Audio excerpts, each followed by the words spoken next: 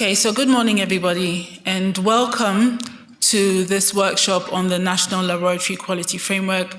We're very pleased to have you all here with us this morning, those of you who are physically present here and those who are joining us online. So we're actually live streaming the first day of this event.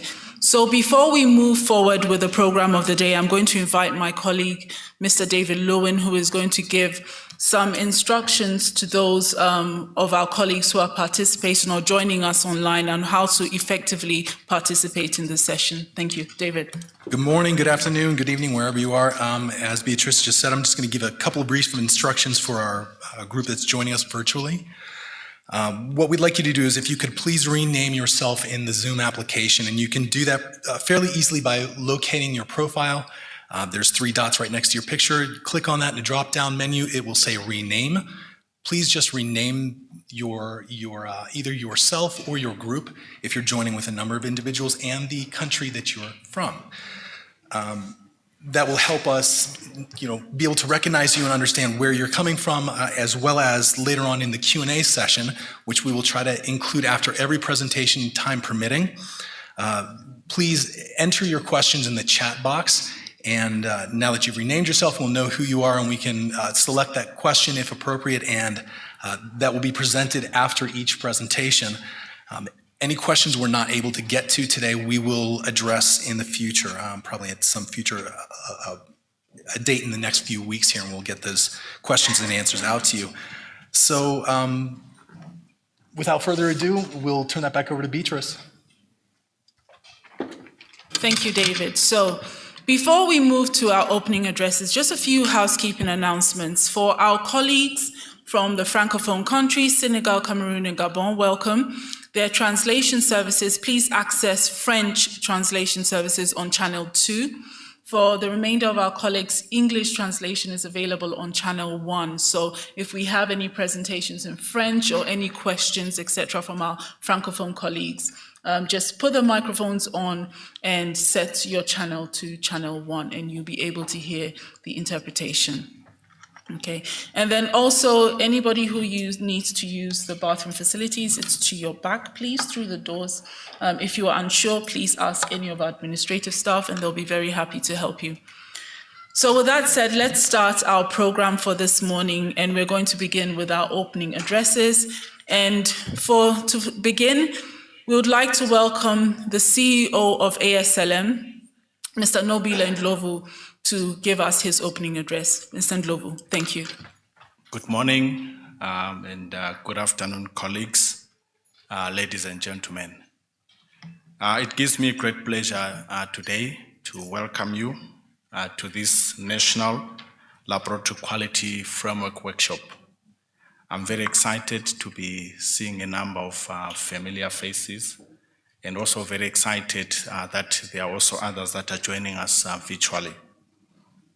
I want to start by recognizing the presence of the Fleming Fund, who are joining us, I understand, virtually. Thank you so much for joining, and thank you for trusting ASLM to deliver on this very important project that we are here to discuss. I also want to recognize the presence of the Africa CDC leadership that is represented here today by Dr. Aitenyo.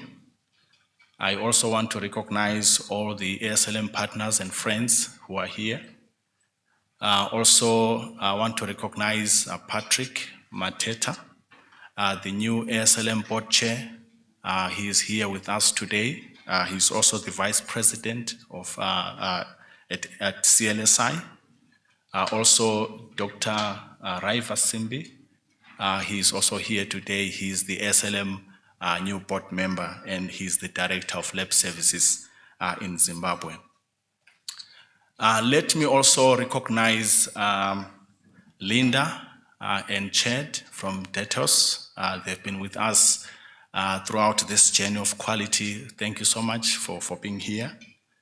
And last but most importantly, I want to recognize the Ministry of Health lab directors that are here and their representatives. and also their country teams. Thank you so much for making time to come and be part of this very important workshop. We at ASLM can't be doing what we are doing without your leadership, without your trust, and also without your guidance.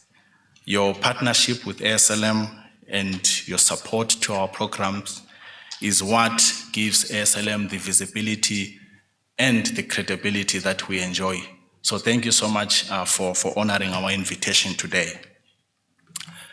It's been 10 years since ASLM, CDC, and many other partners, and including most of us that are here today, took the journey of transforming quality management systems implementation in Africa. I remember some of you here when we were together in the trenches, very familiar faces, moving from one training to another, from one audit to another, from one celebration of a lab being accredited to another, from one debriefing and some advocacy meetings with the permanent secretaries and the ministries of health.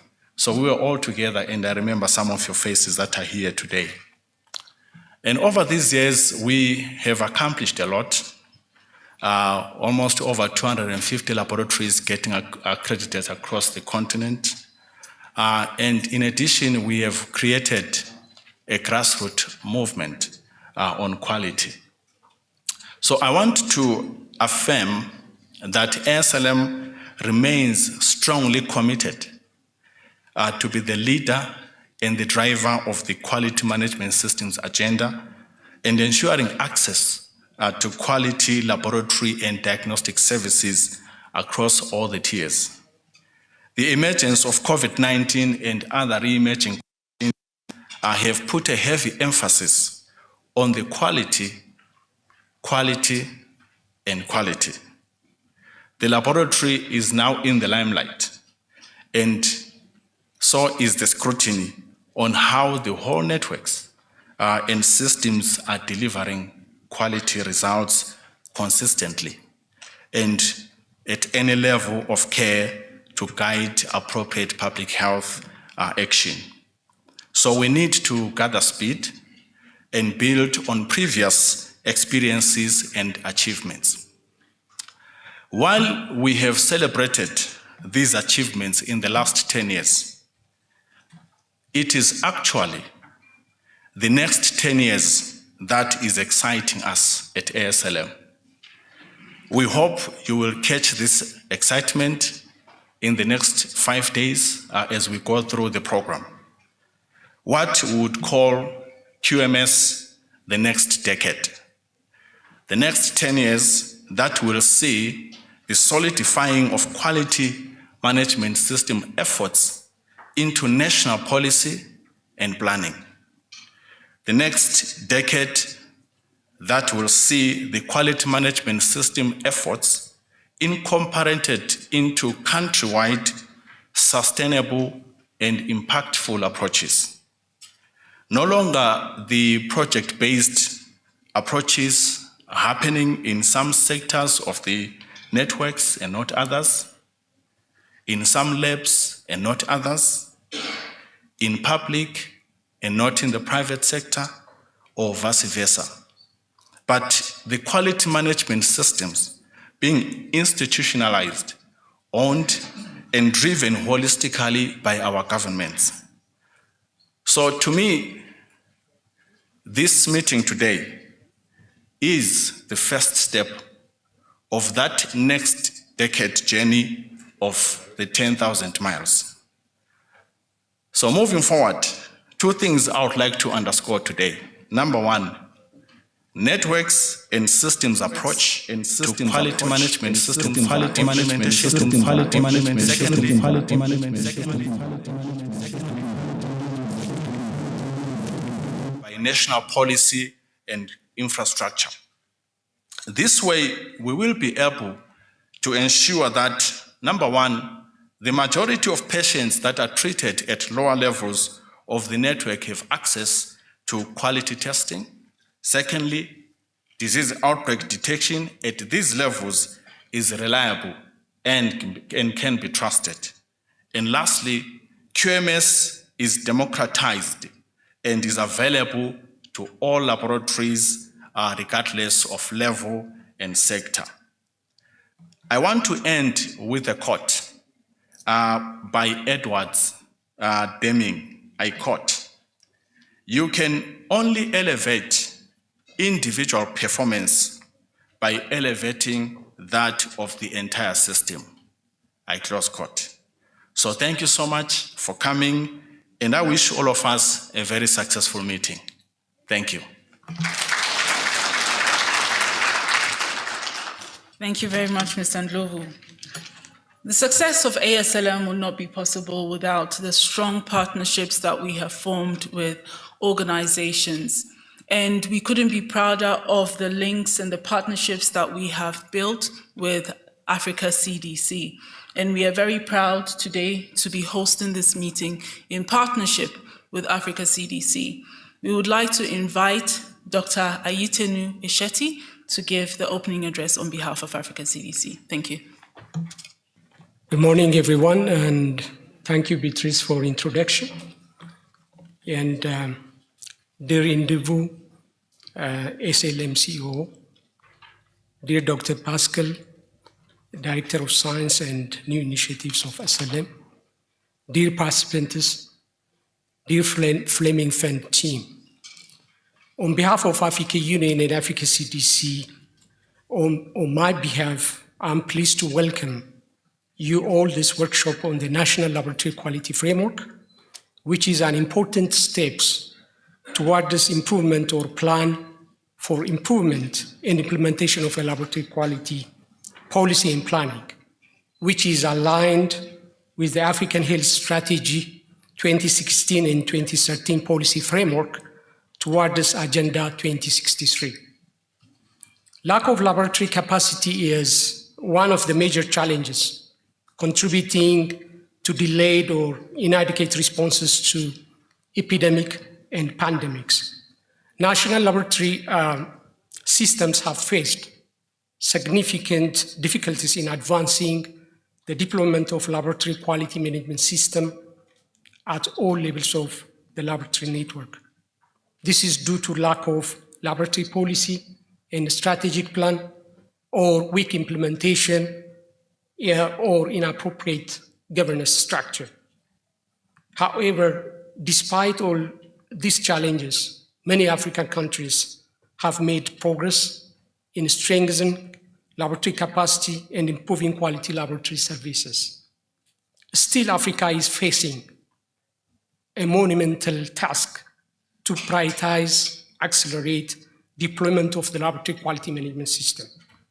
Africa CDC engaging Africa Union member states in collaboration with Africa Society for Laboratory Medicine and partners to strengthen their laboratory systems and networkings through the development and implementation of the laboratory strategic plan. There is a need for member states to develop and implement a comprehensive national laboratory policy and strategic plan that will enable coordination and integration of the laboratory assets in their country.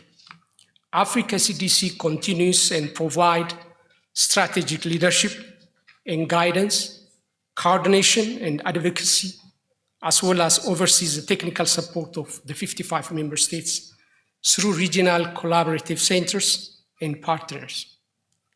Africa CDC recognizes the good work that Africa Society for Laboratory Medicine has carried out the laboratory capacity building programs in Africa and inform the development of the national laboratory policy and strategic plan.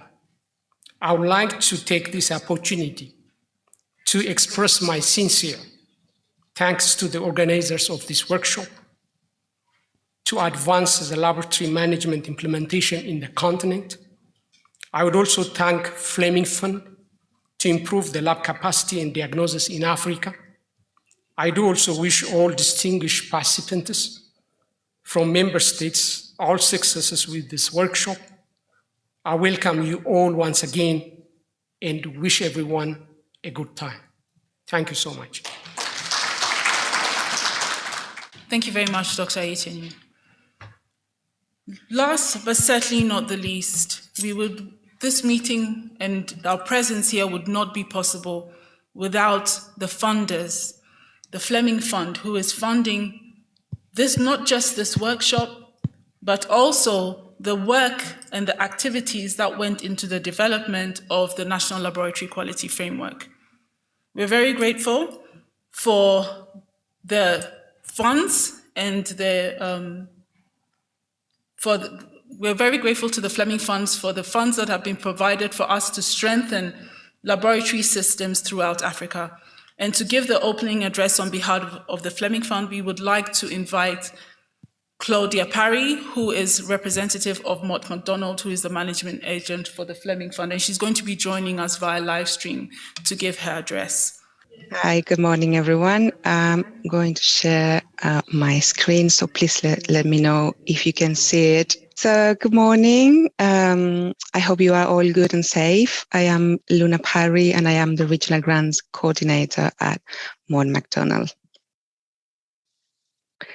So the Fleming Fund program, the Fleming Fund regional grants are funded by the UK Department of Health and Social Care and the Fleming Fund Grants Program. And the aim of the Fleming Fund is to address critical gaps in surveillance or antimicrobial resistance in low and middle income countries in Asia and Sub-Saharan Africa. And we are working in these regions because the countries in these areas are the countries that have the highest burden of antimicrobial infections. So the Mott MacDonald is the management agent of the Fleming Fund that we are responsible for the country grants, regional grants, and the Fleming Fellowship Scheme. So the regional grants program has grants in the 4 Fleming Fund regions: West Africa, East and Southern Africa, South Asia, and Southeast Asia. We have in the program 2 rounds of grants. Round 1, they are collecting retrospective antimicrobial data, and ASLM is they are holding 2 of the round 1 grants in West Africa and East and Southern Africa. And round 2 of regional grants aims to support the country grants by enhancing regional coordination and collaboration across quality assurance, quality control, regional data sharing, regional responses, and human resource laboratory capacity building. So within this context, in 2019, ASLM and consortium partners were awarded a regional grant, EQA Africa, and they have been working across 14 African countries, mainly Fleming Fund priority countries. And this grant was set up to strengthen pathogen identification, antimicrobial susceptibility testing. And EQA Africa have been providing ongoing on-site and remote technical assistance and mentorship to national referral labs across these 14 target countries. We at Mott MacDonald are very proud, absolutely proud of the work that ASLM and consortium partners have done, and not just in EQA Africa, also in the other regional grants that they are holding. And this fantastic work has been inspired a global pandemic. So we can't be prouder, as I said. And there are just here some achievements that I want to highlight today. This is not all, but it's just the main ones. So they have, for example, established a regional AMR EQA program. They have run 2 cycles and they're running a 3rd one now with more than 70 participating labs from 14 countries. They are delivering capacity building, training. These courses have been delivered across the 14 countries on animal health and human health, which have benefited more than 200 participants. Even more impressive, they established a community of practice which has more than 150 laboratory professionals taking part of the sessions. And finally, and what is gathering us today, they developed the National Laboratory Quality Framework Blueprint Guideline, which we know is going to be a key tool to guide countries in developing and strengthening their national laboratory policies. So on behalf of the Fleming Fund, I just want to say to ASLM and consortium partners, well done, and thank you for this opportunity today. Thank you. So our first presentation this morning is going to be given by Dr. Pascal Ondoa, who is the Director of Science and New Initiatives at ASLM. And the title of the presentation is Introduction to the Purpose and Principles of Laboratory Quality Management System. So Dr. Ondoa's presentation is really going to set the stage for why we developed the NLQF. Dr. Ondoa, please. Good morning, everyone. I hope that everybody is well. So let me start by saying how much of a pleasure it is to meet with you again. 3 years, I think, after the initial meeting that we had in Johannesburg, when we discussed how we could make external quality assessment program for antimicrobial resistance more effective in Africa.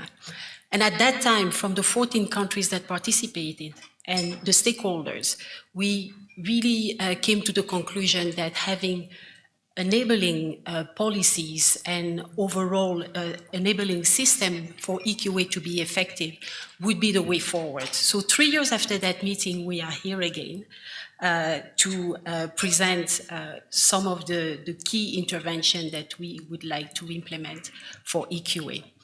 So you will see that I slightly changed the title of this presentation, and I will talk about the situation of quality management system implementation and ISO 15189 accreditation in sub-Saharan Africa, because I think that this really will set the stage and explain why we are here today. And to start, I would like to say that I am not a quality specialist. I am a laboratory expert, and I implement programs and all sorts of intervention in Africa. And I really can see quality as a tool to help us having better diagnostic. And this is why in the early years of my career, quality was actually such a boring topic to me before I understood how powerful it can be to strengthen our laboratory system and obtain better patient and network functionality. So let me try not to bore you with a talk on quality, but really share some thoughts on where we came from. So the outline of this presentation will go from some history of QMS and accreditation, some definition, what is the advancement of ISO accreditation in sub-Saharan Africa, what are the outcome of the SLIPTA program after 10 years of implementation. The SLIPTA program has been a flagship activity of ASLM, and I think it is very good that we can reflect on what happened, what went well, and what went less well. And what is the significance of the level of QMS advancement in sub-Saharan Africa? And finally, why are we here today? So the first question around which I would like to articulate that talk is why did quality management system and accreditation become such priorities for laboratory? And if we go a little bit back in time, well, actually not a little bit, but like 20 years ago or more. So back in the years 20, actually the late years 20, there were a global effort to control the HIV, tuberculosis, and malaria epidemics. And really all the stakeholders came together. And you will hear or you will read in most of the articles that talk about strengthening laboratory system and diagnostic. You will read that 70% of clinical decisions are based on laboratory results, which really puts the laboratory in the middle of of global health, clinical health, and public health. So how quickly can we, or could we at that time, address the weaknesses of laboratories in sub-Saharan Africa? So it was really about to improve the clinical and public health outcome around those three main programs, and we had to come with a quick solution. So at that time, in those years 2000, there was a series of very powerful decisions, resolutions, and guidance from the global and regional stakeholders. So to name a few, in January 2008 in Maputo, there was a general framework to strengthen the laboratory systems, and it was even says integrated laboratory system. In April of the same year, in Lyon, there was another meeting where it was discussed that low and middle income countries had to consider a stage approach to quality management system. So we know that the accreditation is a yes or no, but it was considered to be very difficult for the countries to attain that, hence the stage approach.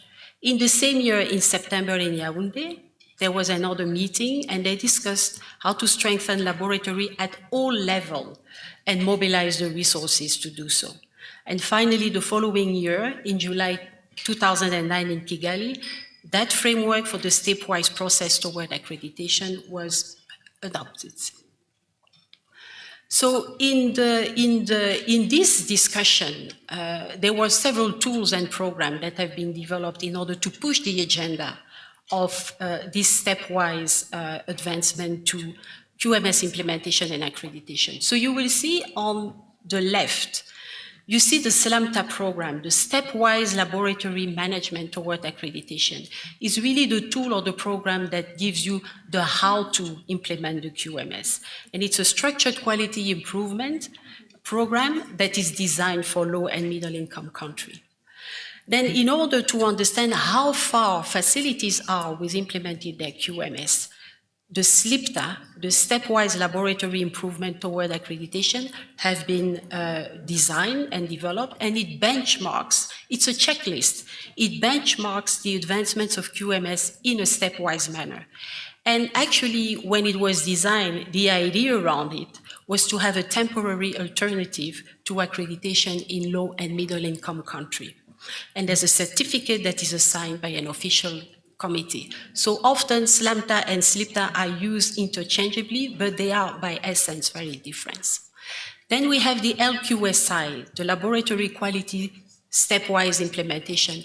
It's a kind of do-it-yourself, a DIY. So for people that have enough knowledge about quality management, but they want a little bit more guidance on how to do it, they can use this online tool that is for the stepwise implementation of QMS, and not only in clinical laboratory, but also in public health laboratory. So there are, of course, other tools and programs, but this one, I wanted to highlight them because they really came in the middle of these powerful decisions to implement a stepwise approach. So let's go back to some definitions. What is a quality management system? It's a system through which the laboratory manages the continuous quality improvement of its operation, from the pre-analytical, analytical to post-analytical phase of the testing. And QMS can be built against different standards. It is not something that is specific to laboratory, but the standards for medical laboratory is the ISO 15189. And what does that mean for medical laboratory? It means that tests are being produced to manage patients. That's in a nutshell what it means. Then what is a certification?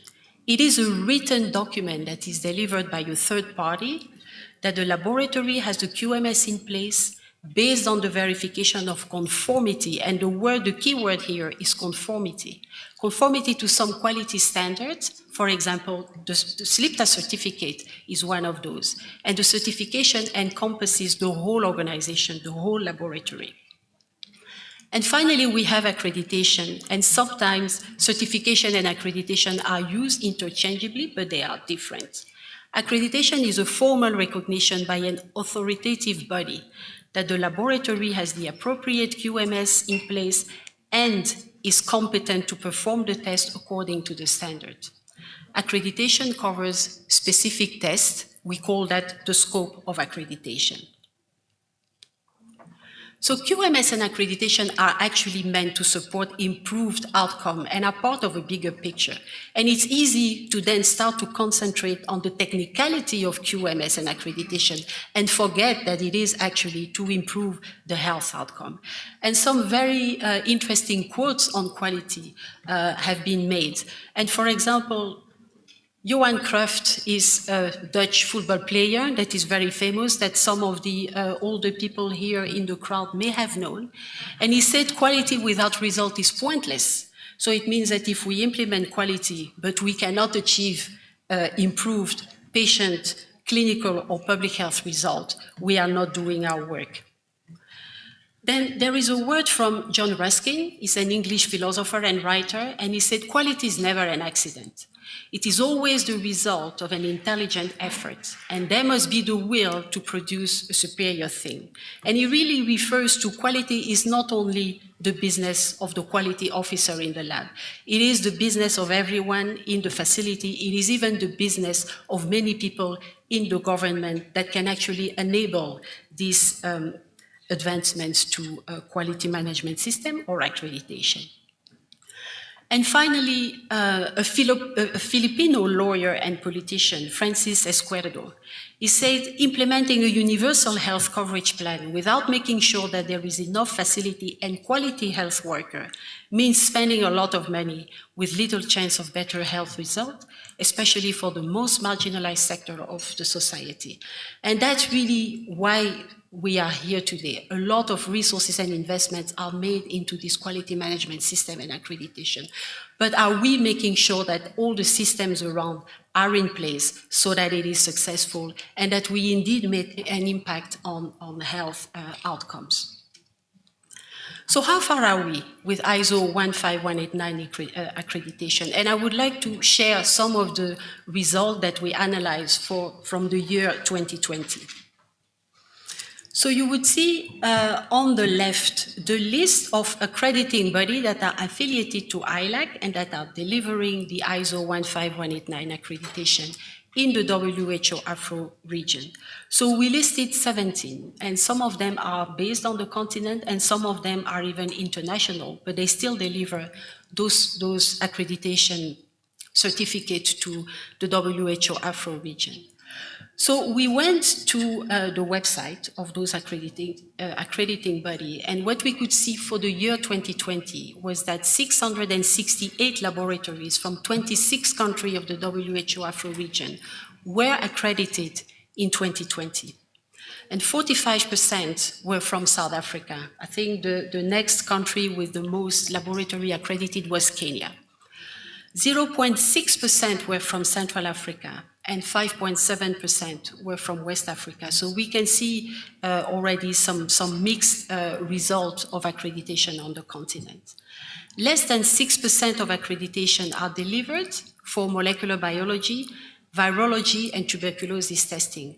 Although those topics are really the one that come back a lot when we discuss about laboratory and diagnostic on the continent, these are topics that are very scarcely accredited on the continent.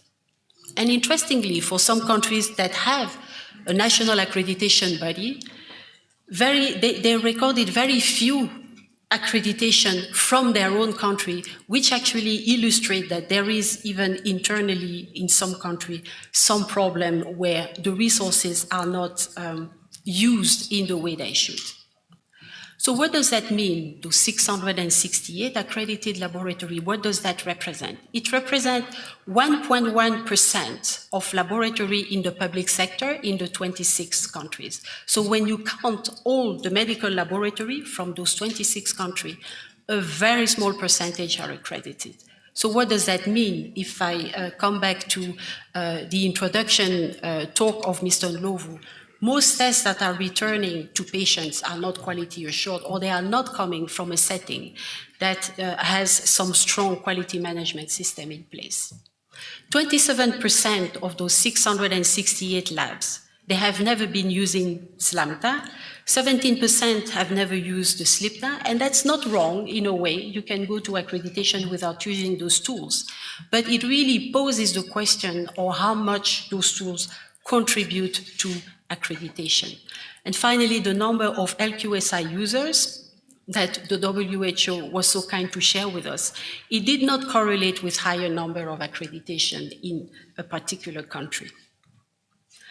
So could LQMS tools and programs, SLAMTA, SLIPTA, and LQSI, could they contribute better? And what is missing so that those programs actually are more effective to promote accreditation? So the second question I would like to discuss with you is how far we are with the SLIPTA program. And we also share that overview from 2020. And we were privileged at ASLM because we keep record of what is going on that program. So we studied the SLIPTA outcome of 475 laboratories that ever were engaged in the SLIPTA program between 2013 and 2020. So you can see that first bar represent the 475 laboratories, and you can see that 92 in the first 24 months actually reached accreditation. So the SLIPTA program, just to remind you, is actually a program that is a maximum of 6 years. And every 2 years, there should be a follow-up audit. When you look at what happens at 24 months, you see that a lot of laboratory has dropped and that many of them do not go for a follow-up accreditation, a follow-up audit. You can see that laboratories still reach accreditation, but a lot less than the one that reach accreditation in the first 24. And then it goes down until the 72 months, which is the maximum of 6 years where a laboratory is in the SLIPTA program, where you have only 35 laboratories staying. So what are the main observations? The majority of labs, they use SLIPTA as a one-off exercise. And most, they do one audit, and then they do not continue. And the likelihood of achieving accreditation is actually low in general, but is the highest within the first 24 months. The overall percentage of accreditation is 23% among the SLIPTA laboratories. And in the lower tier, initial low SLIPTA performance and lack of improvement are associated with not achieving accreditation among those laboratories that are engaged with SLIPTA. So these are very important observations after 10 years of running the program. And so there are some reason or some perception why QMS, not only the SLIPTA, but QMS tools in general are not really leading to the accreditation process or are not being sustained. So from the users, which means the lab managers, the people working at the facility, they say, well, there's no institutional support from our Ministry of Health. There is a lack of national quality standard to institutionalize QMS implementation at all tier levels. So most of the time, reference laboratories manage, but at lower level, it's a lot more difficult. The ISO requirements are not achievable in intermediate and basic laboratory with less resources. So if you just have like a microscope or very basic laboratory function, it is difficult to really go through the process. Other people think that insufficient guidance on testing method and quality improvement are actually included in the tool. And finally, some people say that quality does not improve health outcome. Yes, indeed, if you implement in a suboptimal way, there will not be a visible benefit for the patient of the public health. Now, from the provider, which means us at ASLM or other implementing partner that provide technical assistance, what we notice is that donors have somewhat dropped QMS from their priority. It seems that system strengthening is not really glamorous. It takes a long time to have results, and therefore the funding is less attractive to fund this kind of area. There is a lack of institutionalized support to the SLIPTA Secretariat. We are sometimes, for the SLIPTA, really feeling a little bit alone. There's a lack of collaboration between international QMS initiative, and you can see that sometimes tools are being reshuffled, redone, instead of using the one that are proven to give the best results. There is an insufficient vision of QMS as a laboratory network function and as a country policy. I think this comes back to the words of Mr. Ndlovu. An accreditation body and MOH do not speak to each other. And I heard from a colleague that although one country has an accrediting body, they never speak to the Ministry of Health, and you see very few facilities in that country being accredited. So what does that mean, this low advancements of QMS at the continent level? Some of you may know the joint external evaluation tool of the WHO that is supposed to really assess how far countries are for their global health security package, but that also has consequences for clinical diagnostic. And when you look at the results between 2017 and 2019, I think from 48 countries of sub-Saharan Africa, 68 of those countries have no or limited capacity in terms of laboratory quality system. For those of you who know the tool, is the D14 indicator. So that means the question refers to national standards in place or enforced. And so it means that in almost 2/3 of the country, there is no national quality standard in place or enforced. And this is 14 years after the Maputo Declaration. So there are consequences on IHR requirement and, of course, outbreak preparedness, in addition to the fact that very few tests are coming from settings that implement QMS. So what are the lessons learned, and what is the rationale for national quality policy?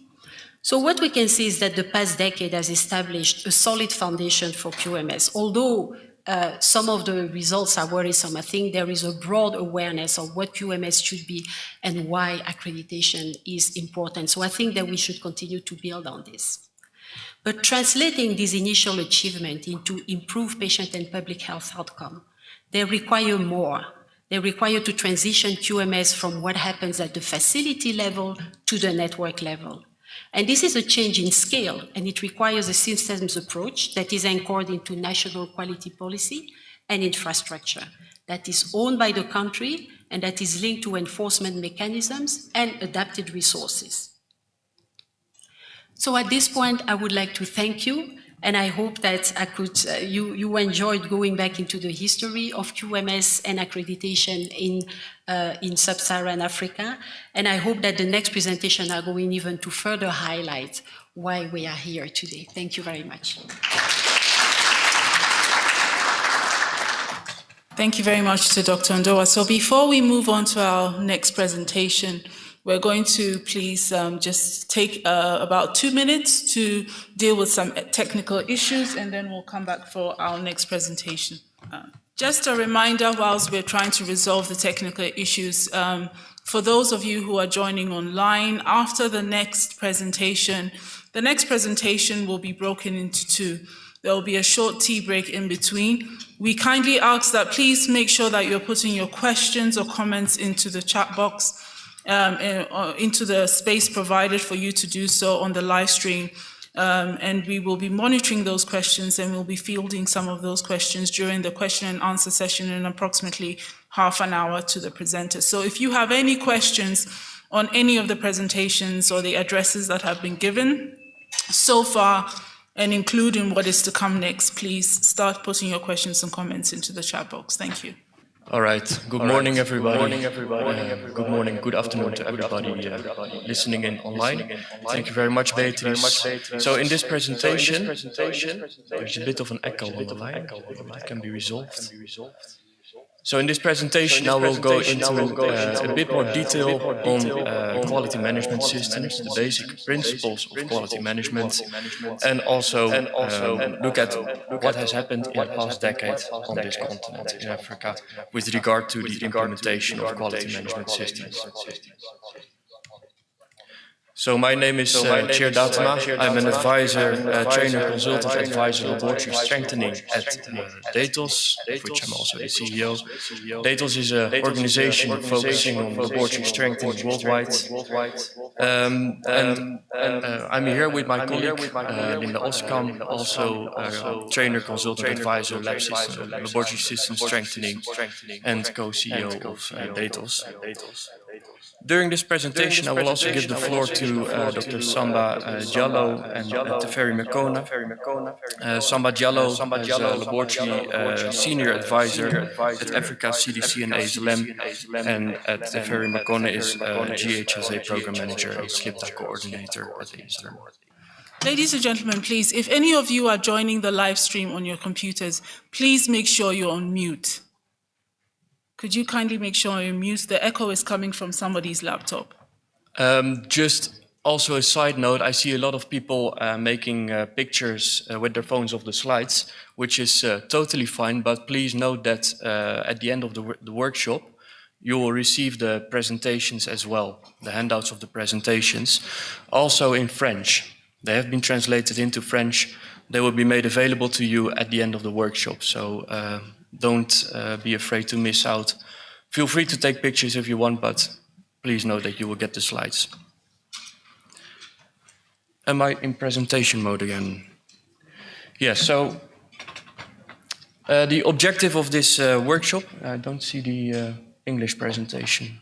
So, that's a rather rough start, but hopefully now everything goes smoothly. So this week, the objective of this workshop is to assist the 14 African Fleming Fund countries to initiate implementation of the guidance for establishing a national laboratory quality framework, or in short, NLQF guidance. But before we start with that, I just want to give you a bit of a background overview of, in more detail, of what is quality management, what have we done in the past decade on the implementation of quality management system, and extract lessons learned from that. So why are quality laboratory services important?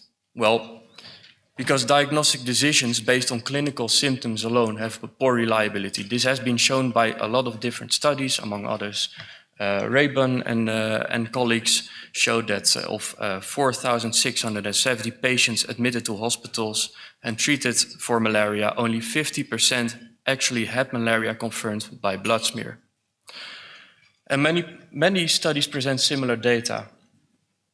And this leads to both undertreatment and also overtreatment of diseases. And of course, that in turn leads to an increased disease burden and suffering, but also to a waste of resources. So laboratories provide the empirical data needed for medical decisions. Actually, as Dr. Ondoa also already indicated, laboratory services influence at least 70% of medical decisions. And I put there at least, because this is a statistic that was published in the 90s, and you can imagine in a rapid developing field as laboratory sciences, with a lot of new technologies following each other up, this number will have increased rather than decreased. So this is the view from a patient care perspective. But laboratories are also important, quality laboratory services are also important for public health, for monitoring disease patterns. They are essential for early detection of disease outbreaks, and they enable evidence-based decision-making for containment of diseases. We have all seen the examples of this in the past 2 years, and I think the whole world will now agree that this is true. So they are important for compliance with international health regulations and other global health initiatives and regulations. Laboratories, as we always say, are the eyes and ears of the health systems. So how do we ensure quality laboratory services? Well, through implementation of a quality management system, or QMS, based on international standards. Now, going again back into the past, how did this evolve? When we started doing our work, when laboratory science started, at the start of the laboratory testing, we had nothing arranged with regard to quality. We just did inspection. And inspection is something that everybody does consciously, but also subconsciously. When you tie your shoelaces and you make a mistake, you notice this, which means that you've probably been inspecting your work. And the same happened, of course, when you were working in a laboratory. If you're working in your laboratory, you're doing your work, you are inspecting your work. But that nothing there is standardized. At some point during the 1950s, 1960s, we actually started to structure this a bit better. We started to implement quality control. These were fixed steps in the process, in our laboratory testing process, to check the quality of our work, to check whether the output of our work is meeting our expectations. And quality control also includes external quality assessment, or EQA, which also started around the 1960s. Sending around panels to laboratories, testing those panels, sending the results back to the organizer of the external quality assessment scheme, and checking the output of the performance of this laboratory. Later, we also started to think, how can we increase the chances that our work is meeting quality expectations? What can we do to prevent mistakes from happening? And we started to think, well, let's preventatively maintain our equipment. Let's document our laboratory testing procedures in standard operating procedures. And these were called quality assurance measures. You assure the quality of your work. It's called quality assurance. Now you can imagine that quality control and quality assurance involve a lot of different activities in our laboratory work, which have to be managed, which have to be organized and managed in a system. And that is the quality management system. A quality management system is a system for continuous quality control, assurance, and improvement. And the ISO 15189 is the international standard for quality and competence of medical laboratories. This standard lists the requirements to a quality management system in a medical laboratory. And if a laboratory complies with this standard, with these requirements, they can apply for accreditation, international accreditation.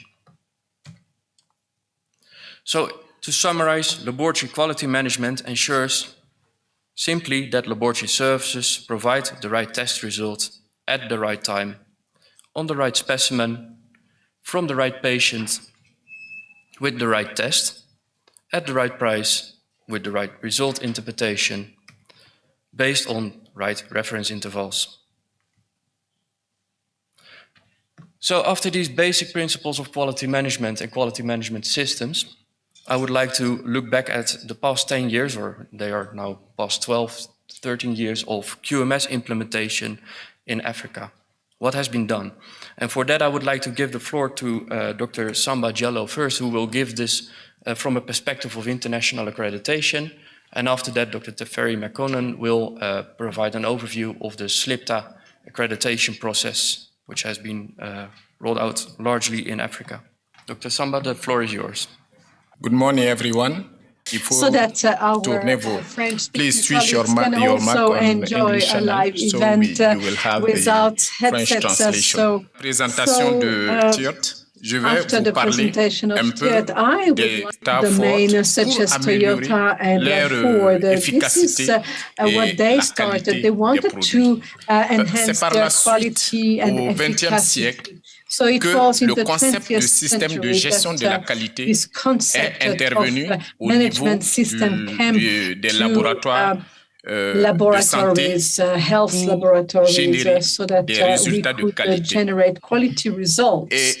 Toujours dans le sens de ce rappel, il est intéressant de vous parler de l'infrastructure qualité, qui est un ensemble de systèmes qui va permettre au pays, à une région, à tout un continent de réaliser des objectifs, en tout cas les objectifs qualité à tous les niveaux, et surtout pour la satisfaction des clients.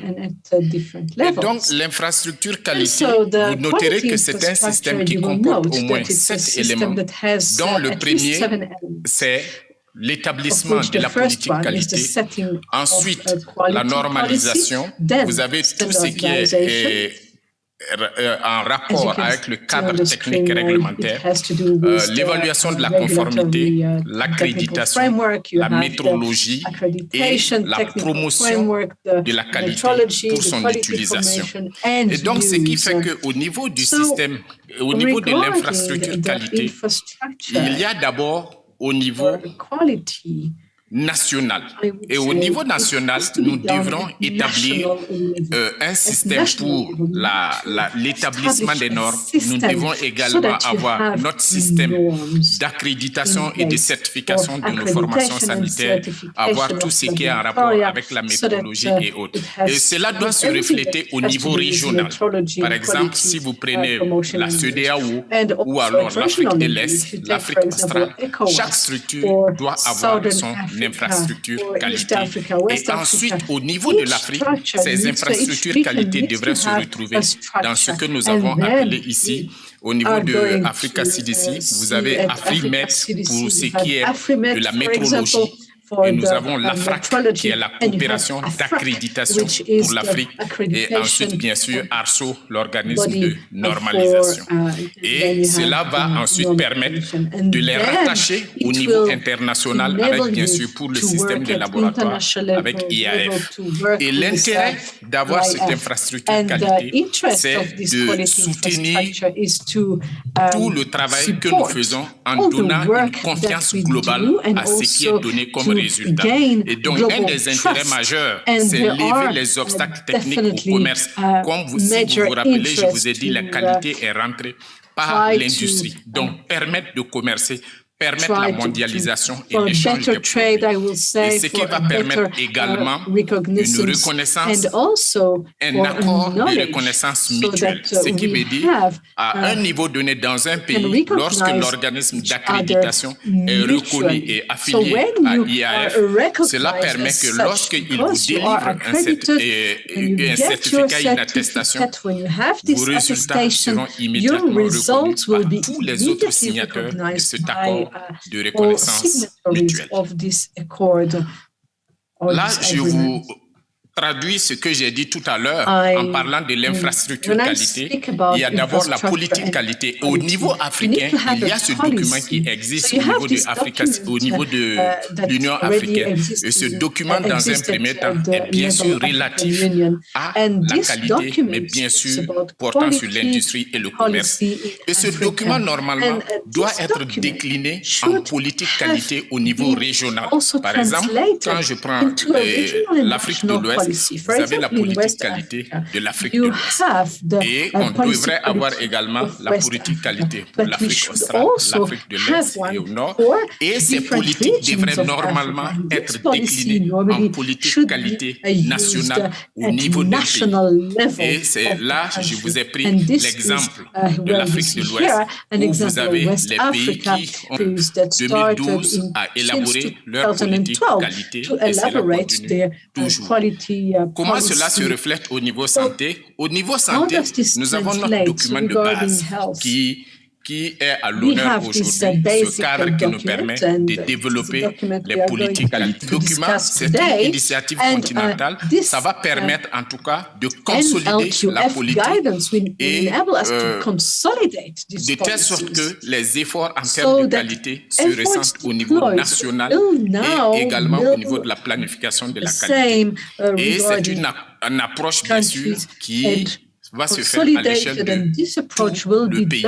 Vous comprenez tout de suite que nous sommes en train de quitter du simple activité que nous menons dans les laboratoires et comme mes prédécesseurs l'ont dit, pour nous étendre dans tout le système, dans tout le réseau, au niveau du pays, pour que de manière efficace, les résultats puissent être fiables et en tout cas dignes de foi dans les différents laboratoires. Et donc, une fois que vous devrez être amené de manière pratique comment utiliser et mettre en œuvre cette politique dans ton pays. D'abord, c'est de faire le point de la situation. Est-ce que dans mon pays, j'ai une politique nationale en matière de laboratoire ou alors une politique qualité et politique qualité pour les laboratoires? Et alors, on se pose la question, est-ce que le document est en place? Si le document est en place, la première, si le document n'est pas en place, c'est d'utiliser ce document-là, parce que quand vous allez voir dans les détails dans ce document, vous allez avoir des exemples pour vous aider à mettre en place votre système de management. Disons, donc d'écrire votre document et donc vous allez bien sûr suivre les pas à pas ce que ce document recommande, mais également n'oubliez surtout pas de prendre en compte les exigences nationales parce que dans nos pays, chaque pays a ses exigences et il faut arriver à aligner ces exigences avec ce que ce document dit. Lorsqu'il se trouve que dans le pays, il y a déjà une politique qui est en place, donc l'orientation, c'est de mettre à jour votre politique en tenant compte des orientations que ce document nous donne. Et ce document est à l'échelle africaine. Et il est important pour que tous les pays membres de l'Afrique puissent l'adopter. Et en tout cas, on pourra avoir un système pratiquement harmonisé dans tous les pays.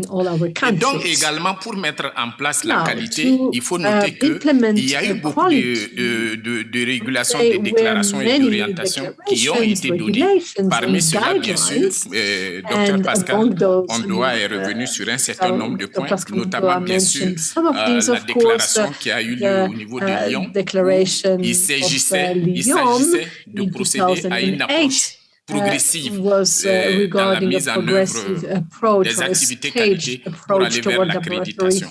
Et bien sûr, avec la déclaration de Maputo, où il a été question de renforcer le système de laboratoire dans les pays et avec celle de Kigali qui a permis de lancer le système, le processus graduel de gestion de la qualité dans les laboratoires, ce qui est appelé SLAMTA.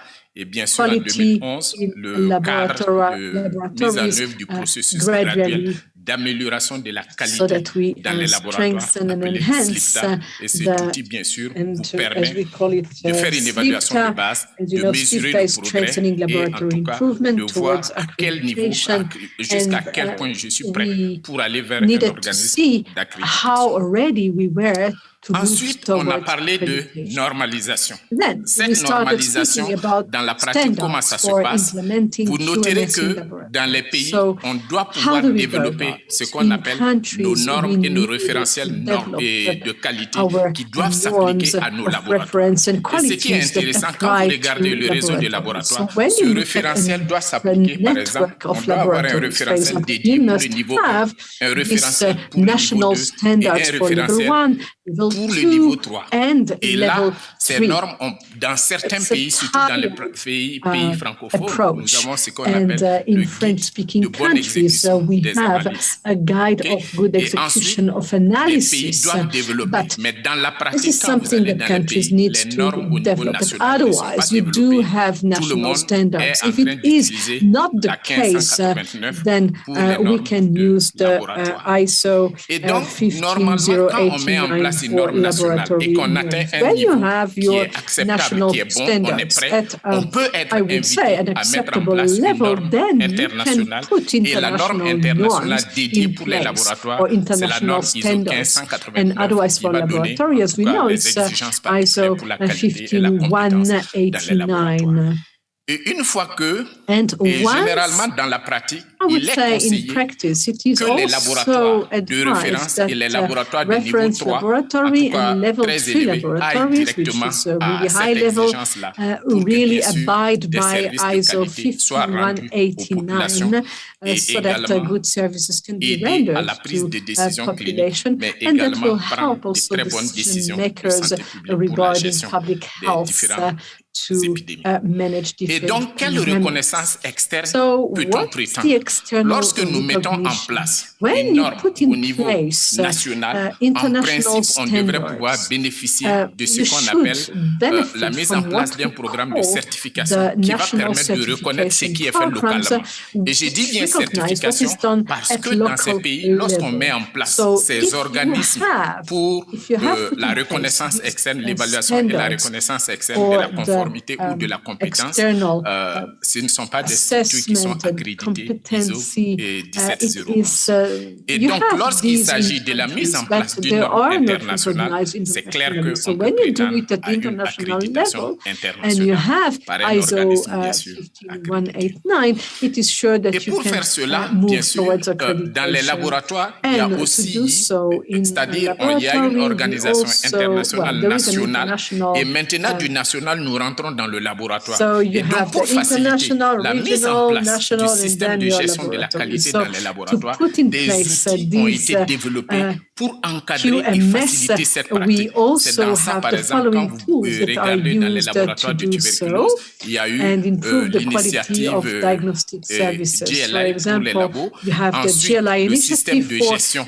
tuberculosis, and then you le système also de gestion have dans les the laboratoires pour lab l'accréditation, management mais for également au accreditation, niveau de l'OMS, but il y a also un at autre outil qu'on a appelé le système WHO, basique you de, have de gestion de la qualité qui permet basic tool pas à pas for de comprendre le management système quality de that management enables you de gestion step de la by qualité step et to de mettre en œuvre understand dans nos how laboratoires. to Et aussi, nous avons eu manage l'outil quality in SLIPTA qui laboratory. And permet you aussi, also comme have je the l'ai dit, framework les SLIPTA, évaluations, la mesure du and progrès pour that ensuite enables impulser us to l'amélioration measure dans notre pratique. progress. And I Avec will bien remember sûr you l'autre SLIPTA outil is strengthening de laboratory improvement LQSI qui towards permet aussi accreditation, à chaque and labo then de pouvoir you l'utiliser have the étape par LQSI étape tool, pour mettre en which is a place son système de stepwise gestion de la plan for qualité. Et implementing une fois que nous avons mis QMS. en place Once le you système de have gestion these de la tools qualité, in place il est question de for parler QMS, d'accréditation et de then we can certification. speak about Je ne vais pas me accreditation and répéter parce qu'il y certification. a I'm not Dr going to Ondoa qui est repeat revenu sur la définition de myself, as l'accréditation, Dr. Ondoa qui already en tout cas mentioned the permet definition of à une structure accreditation, de which démontrer enables sa a compétence structure à to réaliser une tâche illustrate particulière. and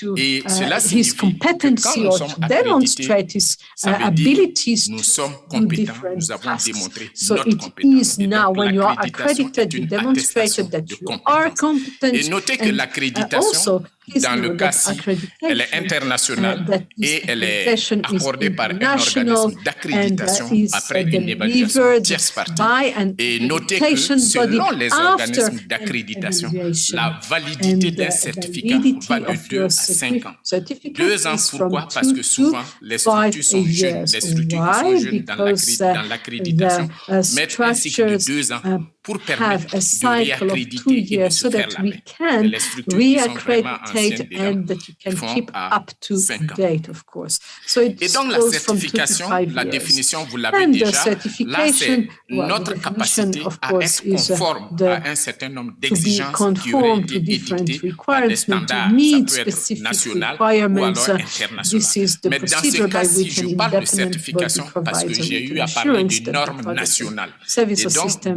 au niveau meets national, specific quand vous le faites, la requirements. And at certification, national c'est level, clair, the c'est une certificate is attestation clear, de is conformité, just a conformité à ce qui doit être fait. Et attestation to what la has to be done. certification, c'est de But 2 the à 3 ans. Et certification cela here est déterminé is au niveau national. Il y a des valid pays où 2 même to on pourra 3 vous dire years c'est une année pour mettre plus de regarding contraintes national et avoir level. plus un œil And sur ce qui est fait you dans can les then laboratoires. see what we can then better follow what laboratories are doing by doing that this way. Bon, au niveau de ma diapo, il y a quelque chose qui manque parce que dans la version, il y a normalement, j'avais fait un schéma sur la norme et sur les standards. Donc, pour être reconnu, on a ce qu'on appelle, quand on va dans la certification dans un pays, quand on va dans la certification dans un pays, la structure est amenée à mettre en place les normes par niveau de laboratoire. Et lorsque la structure arrive à mettre en place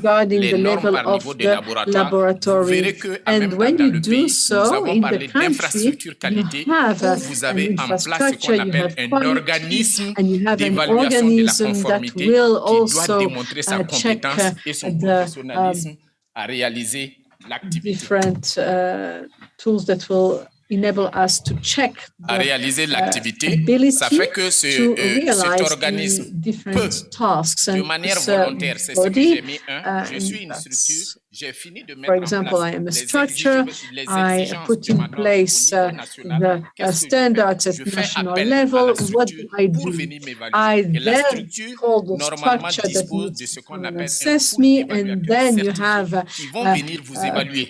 of Et à l'issue de cette évaluation, evaluators that will come to your structure and that will declare that you are certified. Maintenant, en même temps, cette même structure peut être sollicitée par le ministère de la Santé parce qu'on aurait appris que dans telle structure, ça ne va pas. On peut les solliciter pour aller vous évaluer sur la base de ces référentiels et ensuite pouvoir prendre des décisions idoines pour en tout cas se rassurer que les patients bénéficient des résultats les meilleurs.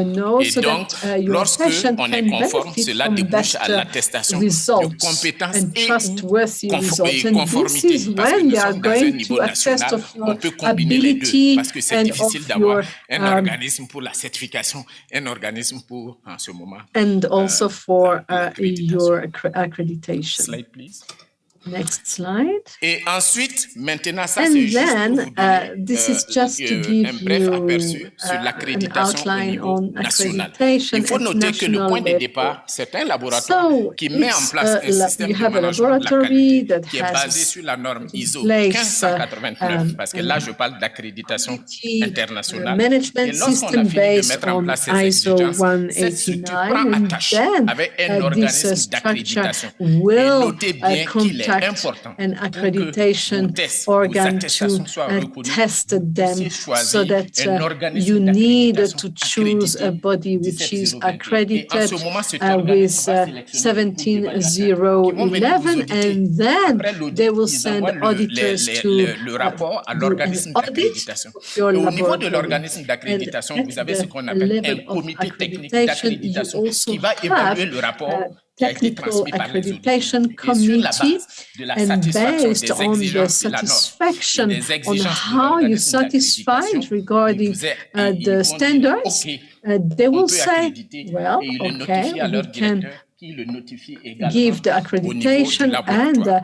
Et the donc, je vous ai director résumé of ces the détails laboratory ici en français. will Et be donc, quand l'organisme vous dit vous êtes and accrédité, vous l'êtes when certainement pour you 2 ans. have accreditation, pour 5 it will be Et for maintenant, 2 to notez que 5 cette years. I have accréditation, here in il y aura French des visites mentioned de all suivi. the Lors de ces steps. visites de suivi, Certainly, you on will peut later suspendre receive notre this accréditation. Mais slide in également, English, on peut retirer notre accréditation. they Par can exemple, en also Afrique du Sud, remove je crois, il y a your une étude qui parlait de accreditation. ça. I believe Les that there was retards a study in d'accréditation, South c'était Africa that entre mentioned that. 0,6 I believe et that 3%. it was Mais the il faut toujours accreditation montrer rate patte blanche between pour renouveler son 0.6 to 3%. So yes, it can be refused Et definitely. donc, ça, c'est juste un rappel pour So vous dire this is qu'une just fois to que remind vous you mettez that en place once votre système you de management de la put qualité, in place vous pouvez maintenant, your bien sûr, management faire appel à system, beaucoup you can d'organismes. also Et aujourd'hui, nous avons la call chance qu'en Afrique, beaucoup de pays ont été organism to couverts à accredit cause, bien sûr, for de la stratégie do an audit for d'organismes your d'accréditation accreditation, multi-économique qui and couvre plusieurs it pays. will Et donc, cover, sur ce, je they vous dis cover merci. normally Et different je- countries, and I would like Dr. to Thier, thank pour you, la poursuite de and I would la call présentation. Dr. Merci. Thier to continue this presentation. Thank you very much. Thank you, ladies and gentlemen, and thank you to the presenters. For those of you who are wondering, all the presentations will be made available to participants at the end of the workshop on a pen drive in both English and French. So we apologize for the technical issues that they have been in the first half of the program. We are going to take a few questions now. We're going to take 4 questions, please, on any of the presentations to any of the presenters, and then we're going to go for a tea break. When we come back, we will continue with this presentation. Okay, so please, if there are any questions, kindly just raise your hand, and then you can turn on your microphone, please. Any questions or comments, please? Okay, I don't see any hands up. So if in case you still have anything and you will maybe have the opportunity after tea just to have 5 minutes in the beginning, we'll also be looking online on the Zoom chat to see what questions are coming up that perhaps we can address after the tea break. So for now, please, ladies and gentlemen, through the doors on your right-hand side or to my right-hand side, there's tea available for you. And for those online, please, if you can just we'll have a short break and then we'll come back and continue this session in 20 minutes. Thank you. So for those who are joining us through the live stream, please know that please continue to put your questions and your queries in the chat box, and we will address them during the next Q&A. We are still collating those questions and comments.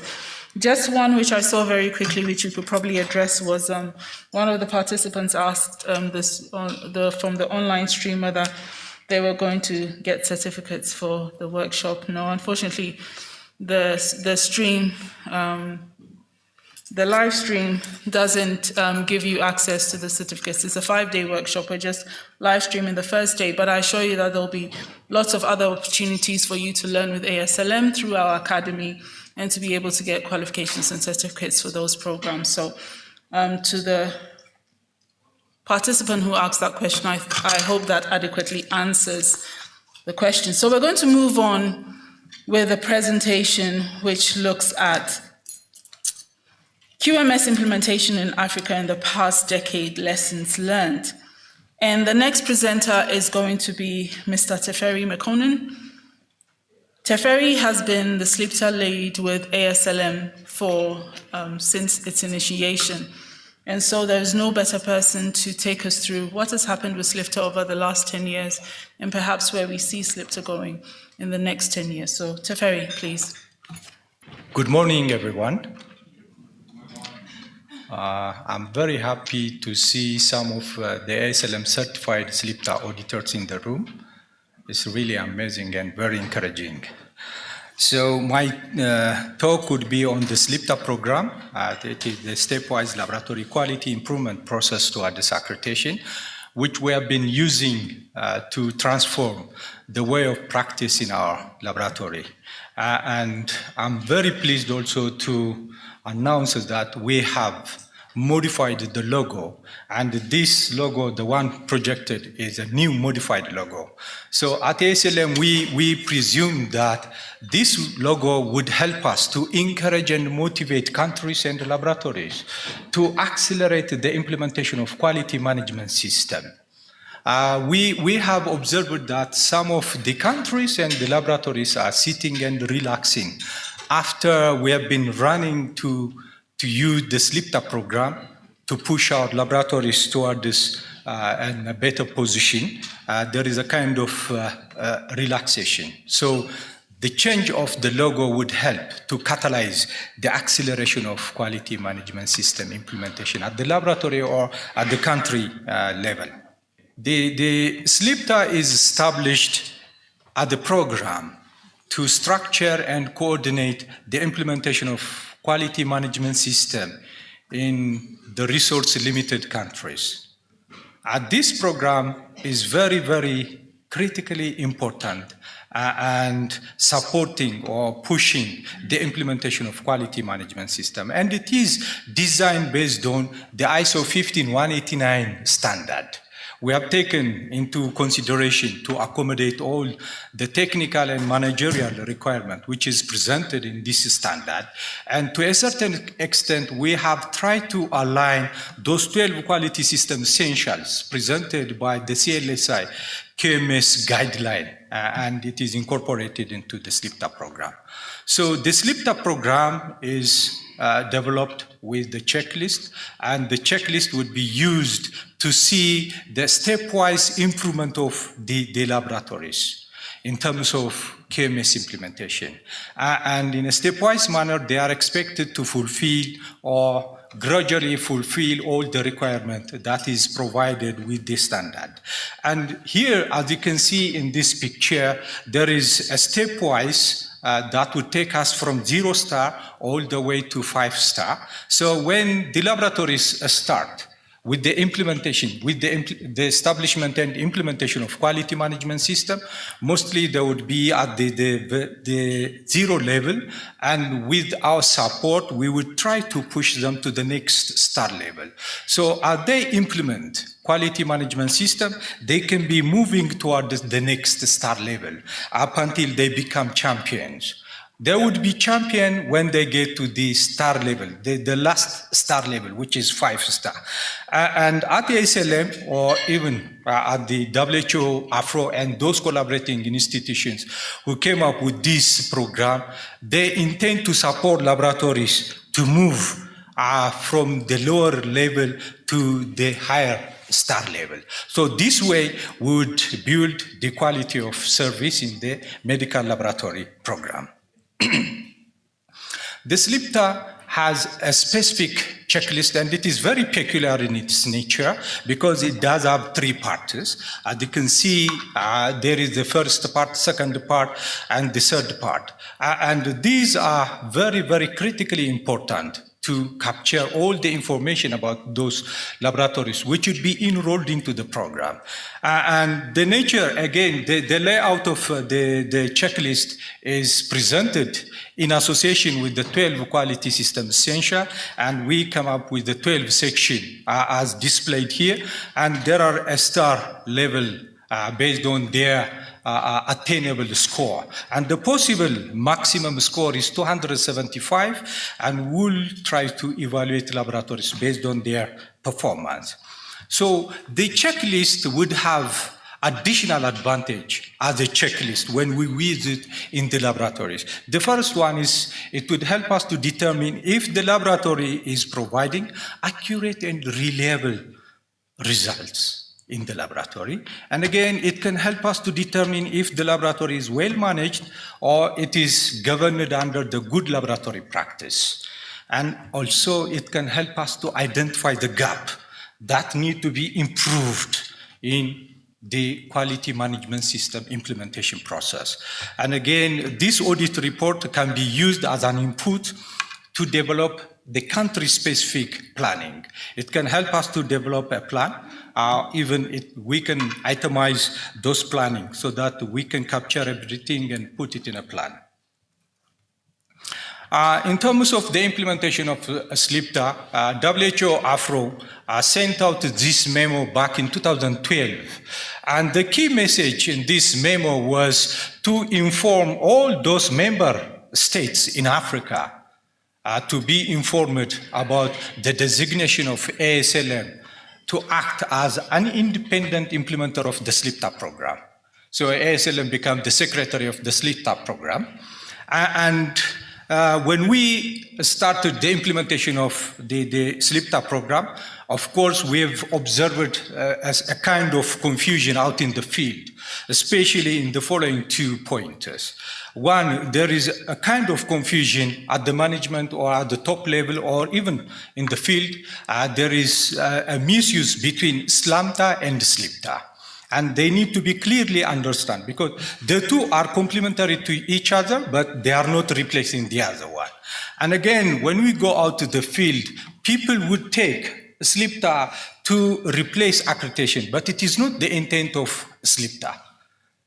SLIPTA is a program designed to be a certification program by a third party, and the third party would be ASLM, which is designated by WHO Afro to implement the program in the continent.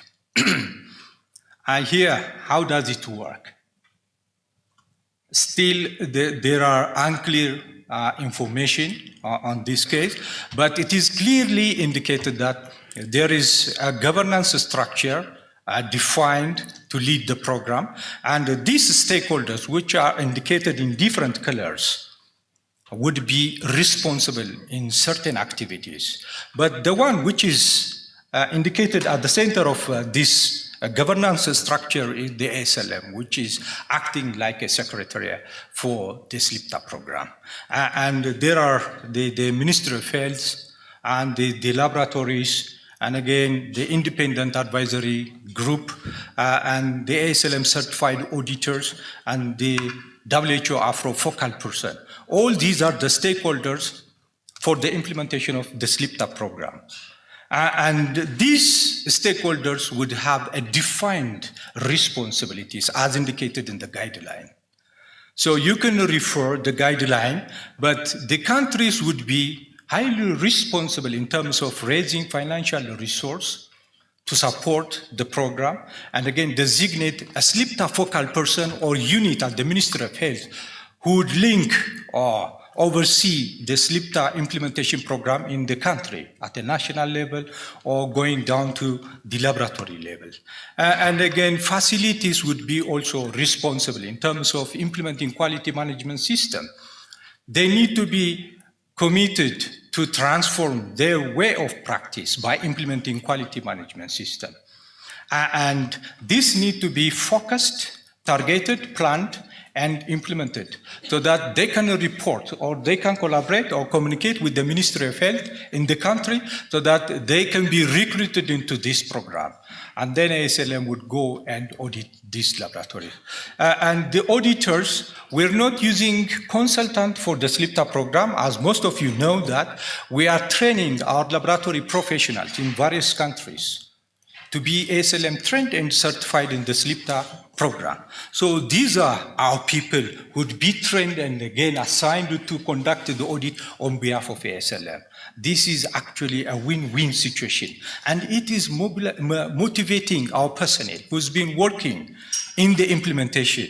Now, when they are trained as auditors, they would have additional knowledge and skill to audit in terms of compliance and in terms of competency of those laboratories. And again, we do have independent advisory group, or sometimes we call it as committee. These are the ones who would be responsible in making the star level determination. It is not the ASLM or the auditors who can make this star level determination right after the audit.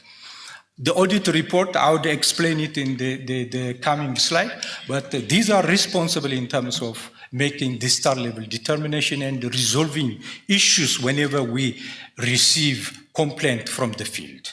And the SLIPTA Secretariat is definitely, it is ASLM, and ASLM is shouldering all the responsibilities in terms of mobilizing the program. So when we talk about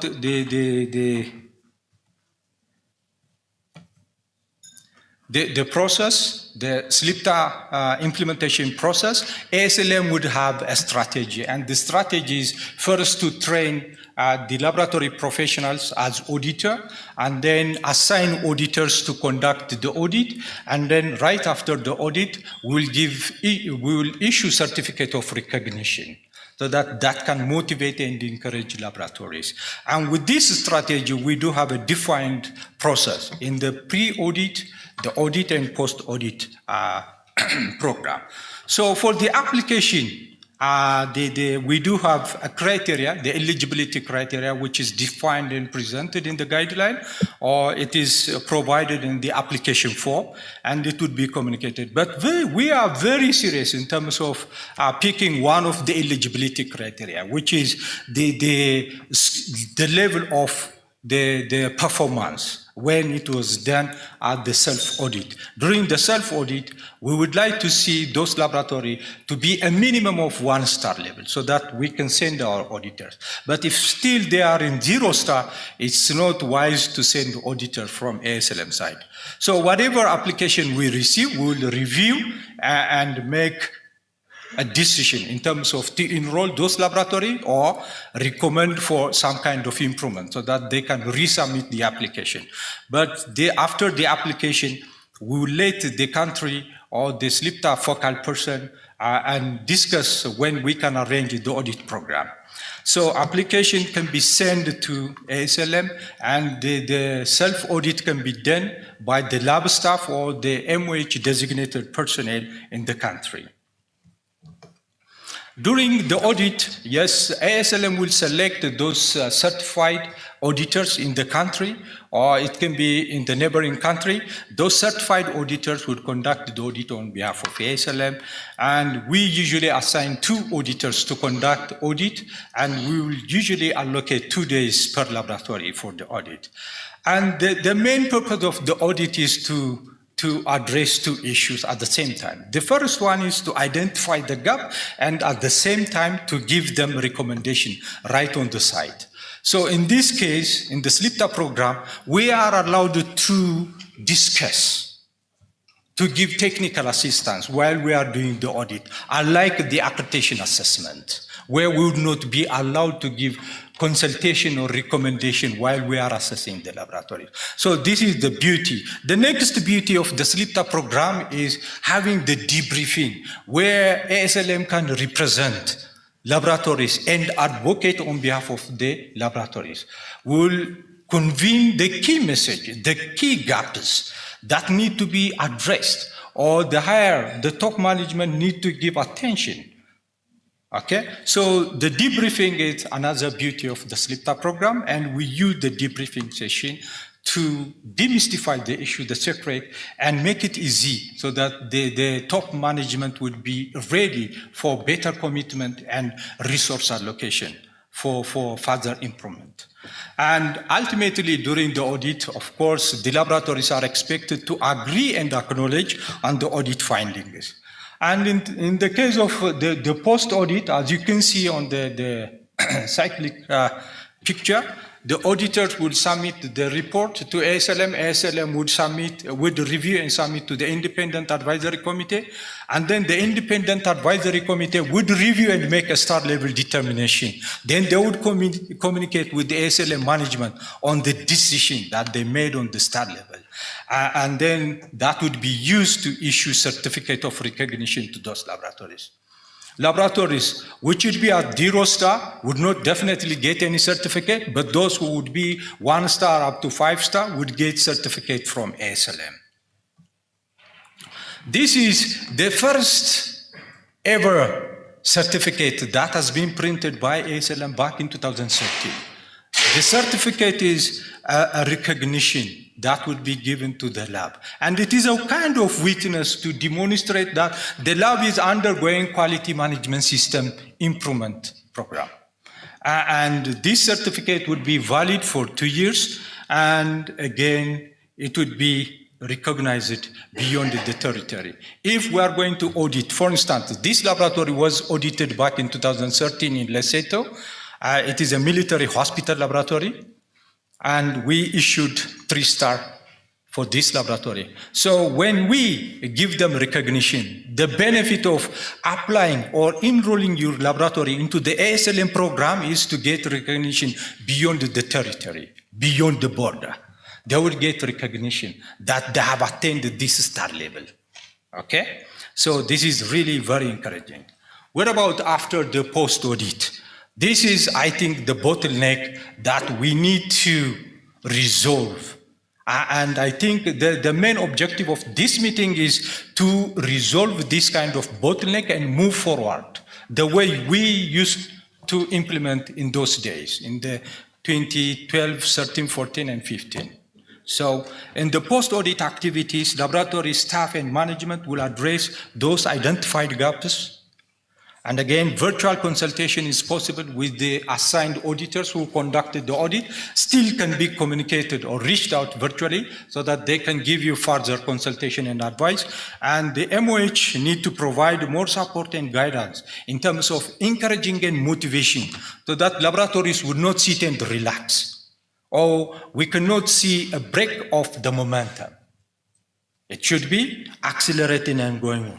So more commitment and resource allocation can be expected from the management, and again, preparation for the next round of SLIPTA audit. Or if they are well prepared and ready to go for accreditation, they can still go for accreditation with the recommendation that we can give them right after the audit. And again, what are the costs that would be incurred in the SLIPTA program? We have categorized this into 3 categories. The cost during the preparation, and again, during the audit and the post-audit categories. So at the preparation, we need to train people on various issues and help them to develop quality document and records, and then arrange the path of workflow or transform the modernization of our system in the lab. And then our laboratory need to encourage into the quality assurance program, in various quality assurance program. And again, the equipment is still critical part that we need to address at the preparation. But during the audit program, we usually have a cost for the application and the travel logistics for the auditors. And again, hosting centralized debriefing would incur also a limited resource so that we can have everybody in the country sitting together and discussing right after the audit program. But after the audit, yes, the laboratories are expected to make corrective action, and for this, they need to invest to correct or address those identified non-conformities. And the top management people need to be aware about this requirement so that they can allocate resource to support the laboratories. And training and certification. If our people in the lab would have been trained on quality management system at the basic requirement, then they need to be trained on the advanced requirement, like the root cause analysis, corrective and preventive action, method validation and verification, internal auditing, management review, and there are so many additional training that we need to facilitate and build the competency of our people, so that at the end of the day, it would help us to boost the quality of our laboratories. And again, we need to arrange a kind of technical assistance or mentorship program in the country or within the laboratory so that they can be supported to move in a higher speed to get to the next level. Quality assurance would remain equipment. So whenever we talk about quality management system, I would like to tell you 3 critical words. The very first one is implementation. So we need to implement quality management system, which means that we need to develop quality document, like the quality manual, the SOPs, and then we have to move to the next one, which is implementation.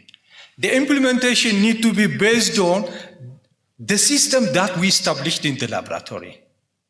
So this is the second. And the third one would be, how do we maintain what we established and try to implement in the laboratory? Because we see some kind of gap on this third issue. How do we continuously improve our quality management system in the laboratory? There are people who think that implementing quality management system would be only for one time. No, it is an eternal process. As long as the door of the lab is open for service, we need to train and implement our people. We need to implement quality management system in a continuous way. We need to, even those accredited laboratories need to improve their quality management system. So it is a continuous, and I would like to, the big bosses to consider this issue. With this, I will wind up my presentation, and if you have a question or comment, we would entertain it when we're up for the question and answer. But otherwise, thank you very much for your keen attention. So thank you, Dr. Teferi, and also Dr. Samba for giving this overview of what we have done in the past decades with regard to quality management system implementation on the continent. As you saw, there have been a lot of efforts to improve quality of lab services at individual laboratories. We have seen these tools, the SLMTA, the SLIPTA, and the WHO LQSI tool. And in addition to this, there are many more tools. Many organizations have implemented funding and have put efforts in place to strengthen the quality of individual laboratory facilities. On the other hand, if you look at what we saw in the presentations that we have seen up to now, you see that only a small percentage of laboratories are accredited. We have seen that only 6% of laboratories in Africa have achieved accreditation. 668 laboratories from 26 countries, of which 45 are from South Africa, 0.6% from Central Africa, and 5.7% from West Africa. And also that accreditation represents only 1.1% of the laboratories in the public sector. So these 6% of the laboratories being accredited also means that 94% of the laboratories cannot assure quality of their services as witnessed by accreditation, as witnessed by having implemented a quality management system based on international standards. And of course, this impacts the quality of diagnostic services and thus clinical and public health outcomes. So we have to ask ourselves the question, why doesn't quality management systems implementation expand faster? Well, one, and I think the main reason for this, is that ISO accreditation requires that all requirements are always in place. However, some requirements cannot be arranged by individual laboratories. Because laboratories are part of a laboratory network in the country, that is supported by a laboratory system. Let's see if I can find a pointer here. So here we see the network, this triangle here with all the different tiers of the laboratory network or of the health system in general. And then we have the laboratory system that is supposed to support the laboratories in the laboratory network. All laboratory system elements need to be in place and fully functional for a laboratory to implement a quality management system and to provide quality laboratory services. But many of these elements have to be arranged at national level. For example, the human resources here. For accreditation, a laboratory must have a continuous education program. But training opportunities are not set at the level of the individual laboratory. These need to be set at the national level. Equipment. Continuous maintenance and calibration of equipment is a requirement for accreditation. But again, equipment maintenance capacity needs to be available in the country, cannot be arranged by an individual laboratory. In the public sector, laboratories are often dependent on procurement and supply chain management systems. And processes as part of these systems may be long and tedious, even leading to stockouts. And that is not acceptable under ISO. So you see, in order to comply with the requirements of a standard, in order to have a functioning quality management system and to maintain the quality management system, a laboratory is dependent also on external factors at laboratory system level. But many of these activities, again, have to be regulated at a national level. And there is even a separate system element, specific system element for this, the legal and regulatory framework. Also, the chain is as strong as the weakest link. That also applies to the laboratory system. If one of the elements of the laboratory system is not functioning correctly, other elements will also be affected. If the procurement and supply chain management system doesn't allow the procurement of equipment that is needed by a laboratory, then of course the equipment element will also be affected. So what is the logical next step, keeping this in mind? Well, to not only pay attention to implementation of quality management systems at individual laboratory facility level, but also, in addition, arrange quality management at the network and laboratory system level. And that can be done by building a national laboratory quality infrastructure, which consists of the following elements. A national accreditation body that can accredit laboratories based on international standards. Establishing national laboratory quality standards, preferably tiered or staged standards, as already was said at the Lyon conference that Dr. Ondoa mentioned this morning. Having standards that build on each other so that laboratories can gradually expand their quality management system, implement their quality management system. Also putting in place a national laboratory licensing system that licenses laboratories, including their compliance to these national laboratory quality standards. Addressing the workforce, ensuring that the pre-service education is up to standards and also in-service education, continuous education is possible. Establishing national external quality assessment programs, EQA programs, for all the essential diagnostic tests. And calibration of equipment, of course, making sure that there is enough in-country maintenance and calibration capacity by a national metrology institute and also in the private sector, for example. That also complies with quality standards, so that you know that if I send my piece of equipment to this organization, it will come back fully calibrated and the traceability will be all right.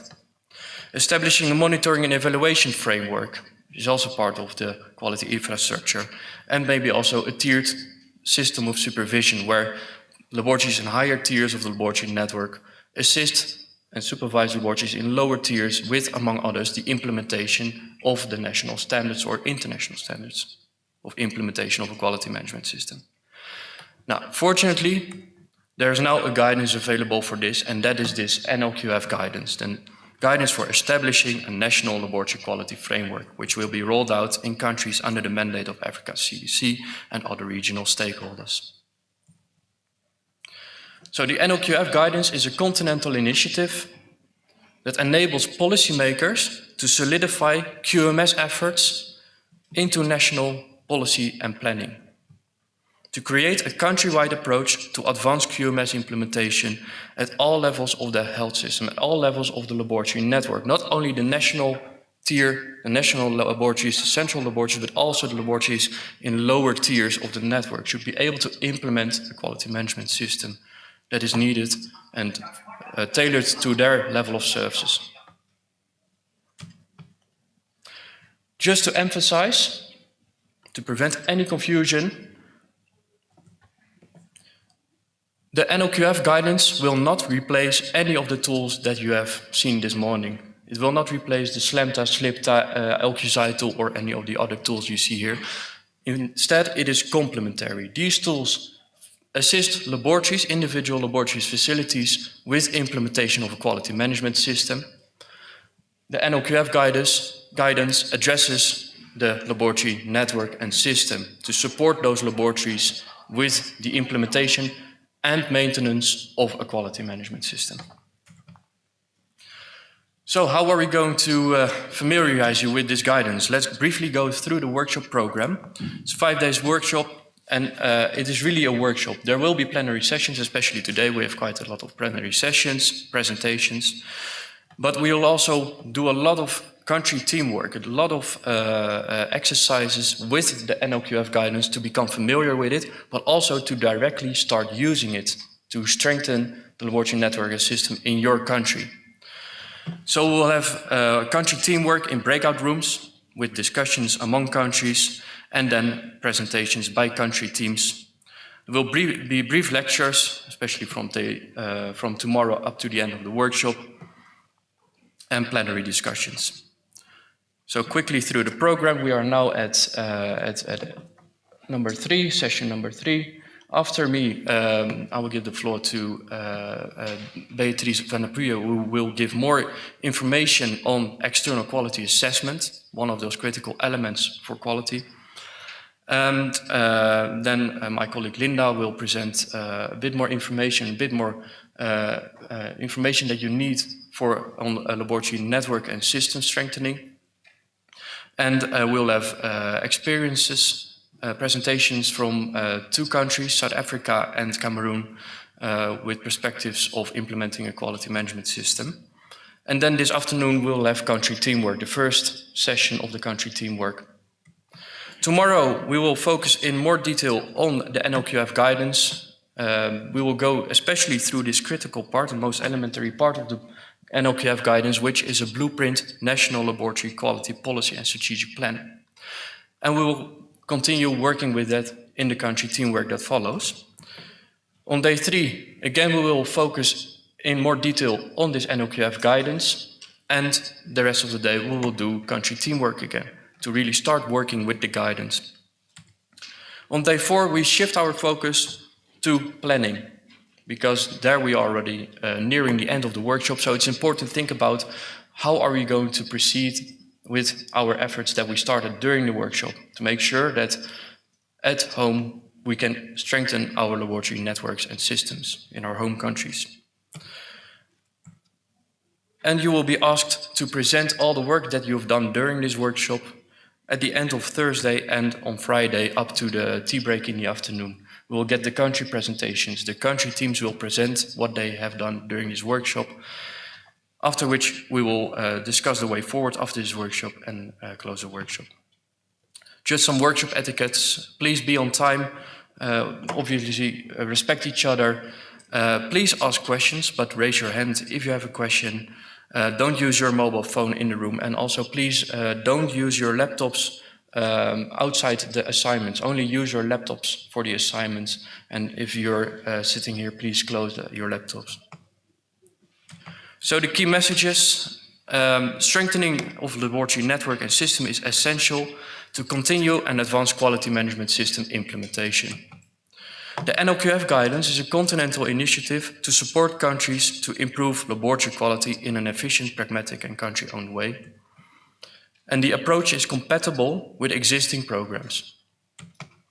It enables policymakers to solidify QMS efforts into national policy and planning, to create a country-wide approach to advance QMS implementation at all levels of the health system. And the rollout in countries will be under the mandate of Africa CDC and other regional stakeholders. And this is an important message that I want to close with. National efforts to advance QMS implementation will strengthen diagnostic capacity, so universal health coverage, but also outbreak preparedness, IHR. You really work on all areas. Not sure whether we have any questions now or later. Questions now? All right. Do you have any questions so far? Thank you for nice presentations. My question is going to SLIPTA or SLIPTA. So when I was following the presentations, I heard mentioning, I saw you were mentioning the ISO that is used for the medical lab. So now my question is, can the SLIPTA be also compatible if I'm using the ISO 17025 of that is using in the animal lab? So I didn't hear or see being mentioned. Would you like to address this question, Teferi, or do you want me to? Yes. Yes. Yeah. Basically, when we start the implementation of SLIPTA at ASLM, we mainly focused on the human sector. But as we go along, we try to use the 17025 standard and try to support the veterinary laboratories. So both the animal and the human sector can be addressed using the SLIPTA program. And a good example is what we have been doing in Ethiopia, in Nigeria, and again in Burkina Faso can be mentioned as example. But again, at ASLM, there is one program that is trying to implement quality management system and support the veterinary laboratories. I think Beatrice is the one who is leading that program, and she can chip in and explain more about that. Thank you. So yes, thank you, Teferi. So under EQA Africa, those of you who are here from the Animal Health and Veterinary Labs will know that we have been providing QMS training under the requirements of 17025, and we had a whole program of that. But as part of that program, we also started working on having a 17025 version of the SLIPTA checklist. And so that is still in progress, and we hope to be able to finalize that and provide that in the coming months. Just to say that in terms of using the SLIPTA checklist, a lot of the requirements of the QMS cut across, right? So they do cut across. However, I would say that for 15189, they are very specific and strict requirements because you're dealing with human health samples. And so to use the same checklist in the animal health environment can be very challenging. So as much as possible, unfortunately, you have to just go back to the 17025 standard, but the checklist is in progress. So you will have an animal health version of the SLIPTA checklist, or a 17025 version of the SLIPTA checklist. Thank you so much, our presenters, for all the presentations. They are quite clear.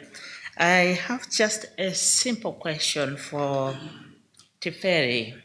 You mentioned about the three critical areas in QMS, and one of those is implementation, and the other one is about sustainability as to how do we maintain the activities of QMS. But I missed on the third one, so I just wondered if I could come again on that one. Thank you. Thank you, Teresa, for this question. Yes, I said in the case of quality management system, we do have three critical terminologies that would help us to lead the program. The first one is the establishment. So we need to establish our system based on the preset standard. It can be internationally developed or nationally developed standard. That would help us to develop our quality management system.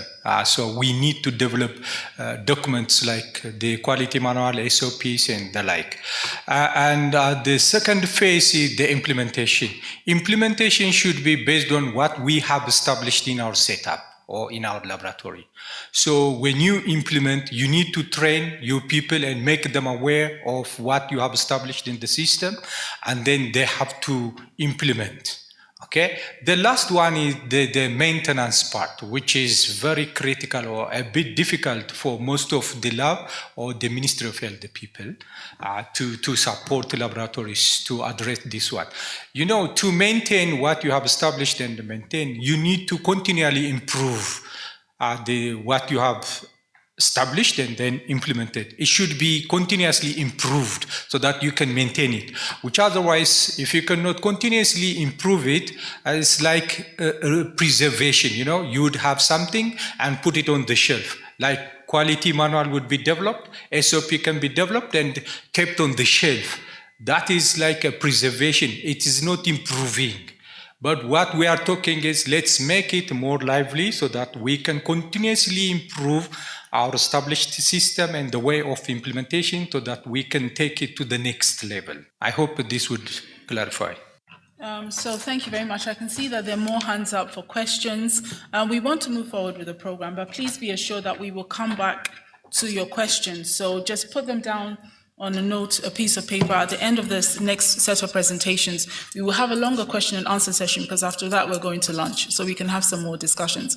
Just Teferi, just a quick comment, I think, from Dr. Fili from Nigeria Online, and he mentioned that there needs to be clarity between the coordination of SLAMTA and the coordination of SLIPTA in countries, and that it would be good for us to start to update the list of SLIPTA coordinators in countries so that we can make the clear distinction between the two.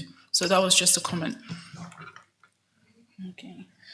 So the next presentation is going to be from me. And I'm going to be my job here this afternoon really is to talk about the role of QMS in strengthening EQA program coverage, uptake, and participation in Africa. Okay, so Ellie, kindly change the slides for me. They're both in English. It's okay. I think you have to move. So if there's any, please, for our Francophone colleagues, if there are any presentations that you currently don't have in French, please be assured that they will be provided to you by the end of the week in French as well. And it will also, for our online participants who are asking, all the presentations and resources will be provided online at our resources page, and the link will be shared with you after, for those who registered and sent their emails. So please go back one, Ellie. So as I said, my job this afternoon is to talk about the role of QMS in strengthening EQA program coverage, uptake, and participation in Africa. Next slide. So what are we here? Why are we here? We're here for under EQA Africa. And what is EQA Africa all about? So EQA Africa is the external assessment, regional external assessment grant for Africa, which is funded through the Fleming Fund. Thank you. And one of the main objectives of this grant, and the whole Fleming Fund grant is focused on AMR and on strengthening systems for AMR surveillance across Africa. And when we talk about systems for AMR surveillance, the lab is a critical part of that, right? The lab is the point at which that data that is fed into surveillance systems is generated. So ensuring the quality of the data that comes from lab is very important. So one of the key objectives of the Regional External Assurance Grant for Africa is strengthening EQA for pathogen identification and antimicrobial susceptibility testing in Africa. And you can see on the right-hand side the 14 countries represented here that we're working with. But why EQA? Why is it called the External Quality Assessment Grant for Africa? And why are we focusing on EQA? So I know that a lot of you are very seasoned QMS professionals, but for those of us who may not be, and we just want to take a little summary of what EQA is. So why focus on EQA? EQA is really an objective external assessment of a laboratory's competency. Basically, participation in EQA is external validation that you in your lab know what you're doing and can do what you need to do for the test services you provide to the expected quality standards. So that depends on what standards you are working to. But there are universal standards which we all work to, good laboratory practice, etc., standards of quality. ISO has been mentioned, continuing throughout the workshop, so we'll talk about that. EQA ensures tests are performed accurately and results are comparable and reproducible. And it also helps us to detect errors and weaknesses in our system. One of the key aspects of having quality management is to make sure that we're continually improving, because we know that there is always areas for improvement. And so EQA also helps us to be able to look at our systems and processes and say, where are the errors? Where do we have errors, or where do we have weaknesses in our system that we need to address and we need to strengthen? And EQA can be done in various different formats. You have peer review, proficiency testing, on-site evaluation, retesting, and rechecking. And I won't go into detail about each of these. I'm sure a lot of you are very familiar with some of these. But what we discuss the most and what we're talking about here mostly is proficiency testing, where basically a sample is sent to you by an external EQA provider. You test that sample. You send back the result is assessed against the expected result, and you are given a performance evaluation, a performance report, which you can then look at to identify if you have any weaknesses and gaps in your system. So EQA, when it comes to ISO, is an absolute requirement. So if you are going forward for accreditation, and those of you who have been accredited will know that if you are applying for accreditation and you meet 98% of the requirements, but you do not participate in EQA or perform internal quality control for the test that you do, you will not get accredited. That's right, correct, patient. You will not get accredited. So that is the importance that EQA is held. So ISO 15189 requires that every lab participates in EQA programs if you want to be accredited. And not only should you be participating, but your performance is also evaluated. You should be passing. So EQA then is very important.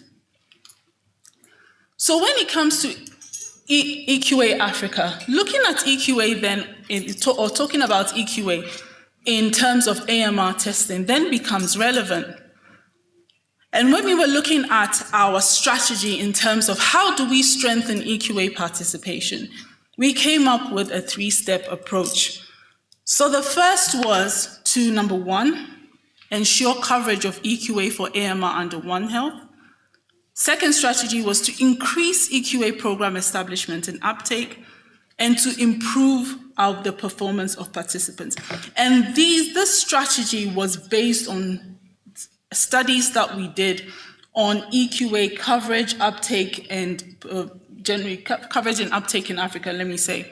And I'll talk about that later on in the presentation. But just remember these 3 strategies. Ensure coverage of EQA for AMR under One Health, so that means covering not just human health, but animal health, and in some cases, environmental health. Increase EQA program establishment and uptake, and improve performance of participants. So what have we done to date in terms of these 3 strategies? The first thing we did, and was mentioned in Luna's presentation, is that we have established an EQA program for AMR, which currently covers the 14 countries, but that we hope, moving forward, will be expanded to more countries within the region. So, and this program is instituted by AMREF, NICD, and IPD. So IPD, Institut Pasteur Senegal, it covers the West and Central African region, and AMREF and NICD cover the Southern African region. And just to say that, so those Anglophone countries, you will be part of the NICD's program, just for standardization purposes. But currently we have 156 labs across these 14 countries, reference labs and sentinel sites. So you can see that already the participation in just 14 countries is very high. And we've completed our third cycle currently of the EQA program, and we're looking forward to the next cycle of the EQA program. So that's one thing that we've done. We're also supporting countries by building their capacity to establish in-country EQA programs through training. So a few of you here would have participated in our trainings, which were facilitated by CLSI on EQA program establishment. So we went through the standards 17043, and we talked about the basic requirements for EQA program establishment. So that's another thing we're doing, building capacity. So then when it comes to strengthening EQA, we've been able to increase the coverage of laboratories participating in EQA for AMR at least.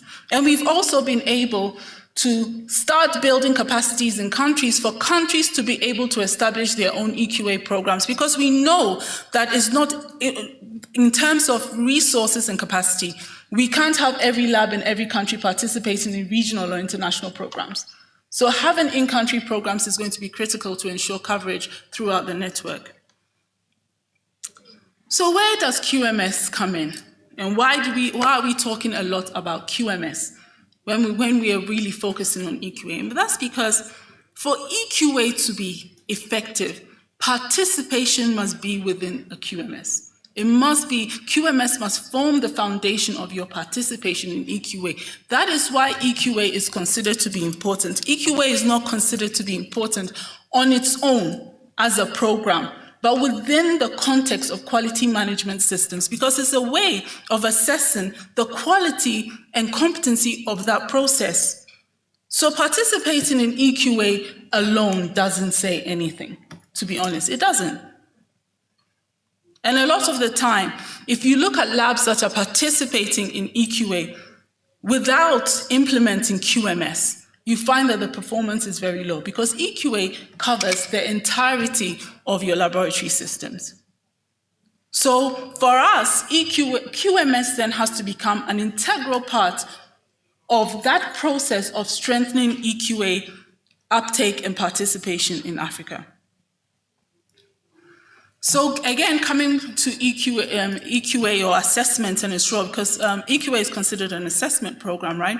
So let's think about the QMS, and I'm sure a lot of you are familiar with this diagram from CLSI, where we talk about the 12 quality system essentials, which form the foundation of establishment of QMS. And as you can see, EQA is clearly identified there under QMS. But these are all interlinked. The quote is actually a series of interlinked and coordinated activities that form the foundation for the establishment of a QMS. Interlinked. It doesn't say that individually they can help you to do that. So all of these working together then help you to establish your quality management system. So when you come to implementing your QMS, you have your path of workflow from the pre-analytical to the post-analytical, and you have your 12 quality system essentials that go into establishing that QMS. An assessment, again, is there, and what we are trying to do then is to meet the requirements of the standard in our implementation. And you can see beneath that it says, international and national regulatory and accreditation requirements. So we are putting in place that system so we can meet either our national, our regional, or international requirements for quality management. So coming back to the landscape analysis that I mentioned that we did at the beginning, and why, again, we thought that really the emphasis cannot be on EQA alone, but must be part of QMS, was a landscape analysis that we did at the beginning of this project to look at the EQA coverage, uptake, and participation in Africa. And the findings were extensive. We looked at what are the incentives and what are the barriers to participation. And one of the key things that came up was the appreciation of EQA as a program. What does EQA bring to the lab within the context of just on its own or within the context of QMS? So if you think about EQA and EQA participation, a lot of the time when you're asked to participate in EQA, we look at certain factors in the lab first. We say, what is this? How much is it going to cost? Is our next question. And when you look at our labs and our settings and the challenges that we have, very often when it comes to finding the resources to participate in something that we think is expensive and is not bringing us value, we focus on what we think is going to get us test results coming up. So if you don't appreciate the value of the QMS and the EQA within that QMS, then participation or uptake of EQA is going to remain low because you just see it as an additional unnecessary cost to the lab. So in the realization, we realized that, well, the first thing here, and as I said, this was one of the findings, but they all kind of led to the same conclusion, is resources, understanding of EQA. And so you realize that, well, the key thing here is that foundation, is for people to have that foundation of QMS, to understand the value then that EQA brings to the lab. So at country level, when we looked at the analysis, some of the things that we found was there was a lack of national systems for implementation of laboratory quality management systems at all levels of the laboratory network. So no mandate or support for LQMS implementation or EQA participation. A lot of you, raise your hand if your lab is supported by partners to participate in EQA. Yeah, a lot, yes?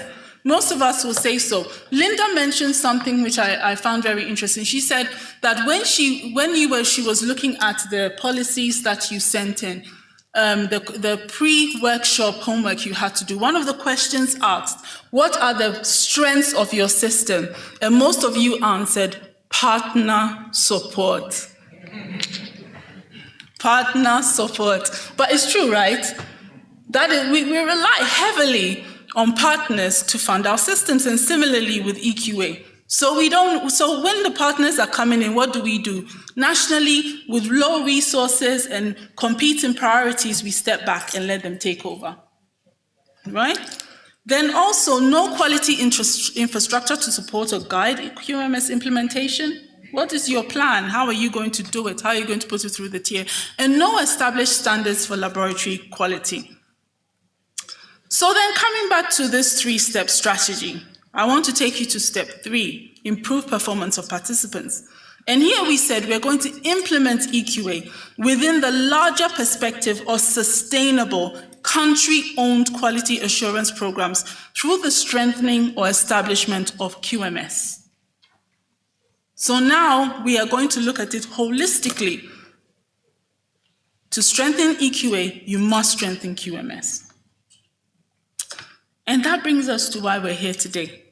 I think all the background information has been given about the National Quality Framework by Chaired, and more information will be given by Linda later, so I'm not going to dwell on that. But that is essentially what has brought us to the development of this guideline and to the reason why we're all at this workshop today.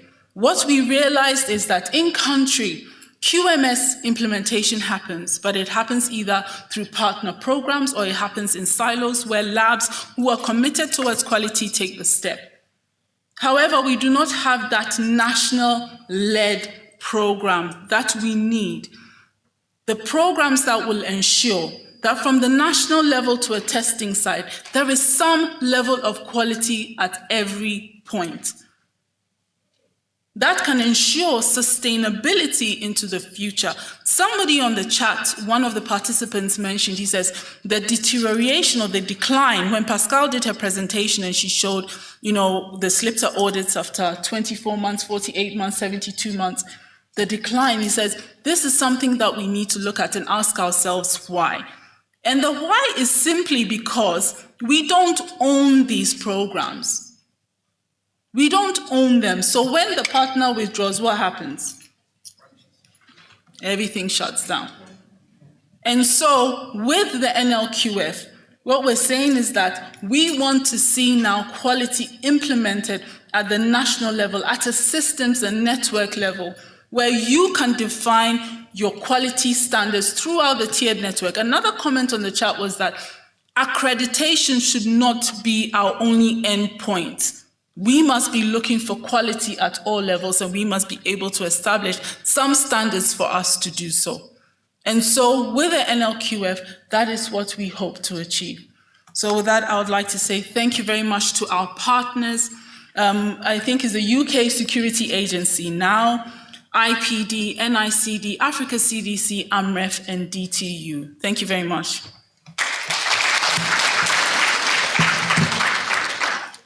The next presentation is going to be given by Linda, and the presentation starts the importance of the laboratory network and system to advance QMS. Okay, thank you. We're waiting for the French version to be on the screen as well, because there is a French version. I hear a big echo here. I'm not sure what's happening. There's no echo there? Okay, then I'll be okay. Okay, thank you very much. It's a pleasure to be here. Pleasure to finally see everybody face to face again after a couple of years of Zoom meetings and whatnot. What I would like to discuss with you today is the importance of the laboratory network and the system to advance QMS. And this actually fits in very nicely with this national approach. We're not talking individual laboratories. We are talking networks and systems, and I would like you to explain what it is and what the difference is between a network and a system, because it's often used interchangeably, but it's two different entities. So these are actually, there's a bit of a delay on the screen. Okay, so these are what I would like you to kind of learn today in this session. Okay, what is a network? Why is it important? What are different structures?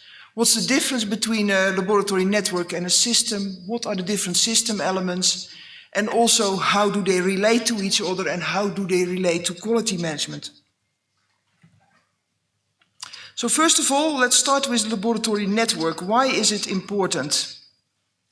First of all, let's look at the Freetown Declaration, which says that integrated, tiered laboratory networks and surveillance systems are the cornerstone of effective healthcare and essential to robust detection and early response to public health threats. So what we see here is clinical care, patient care. Also, we see public health and global health. They're all here, and laboratories, we, in essence, in the room, are important for that. And also the network and surveillance systems that are the basis for it.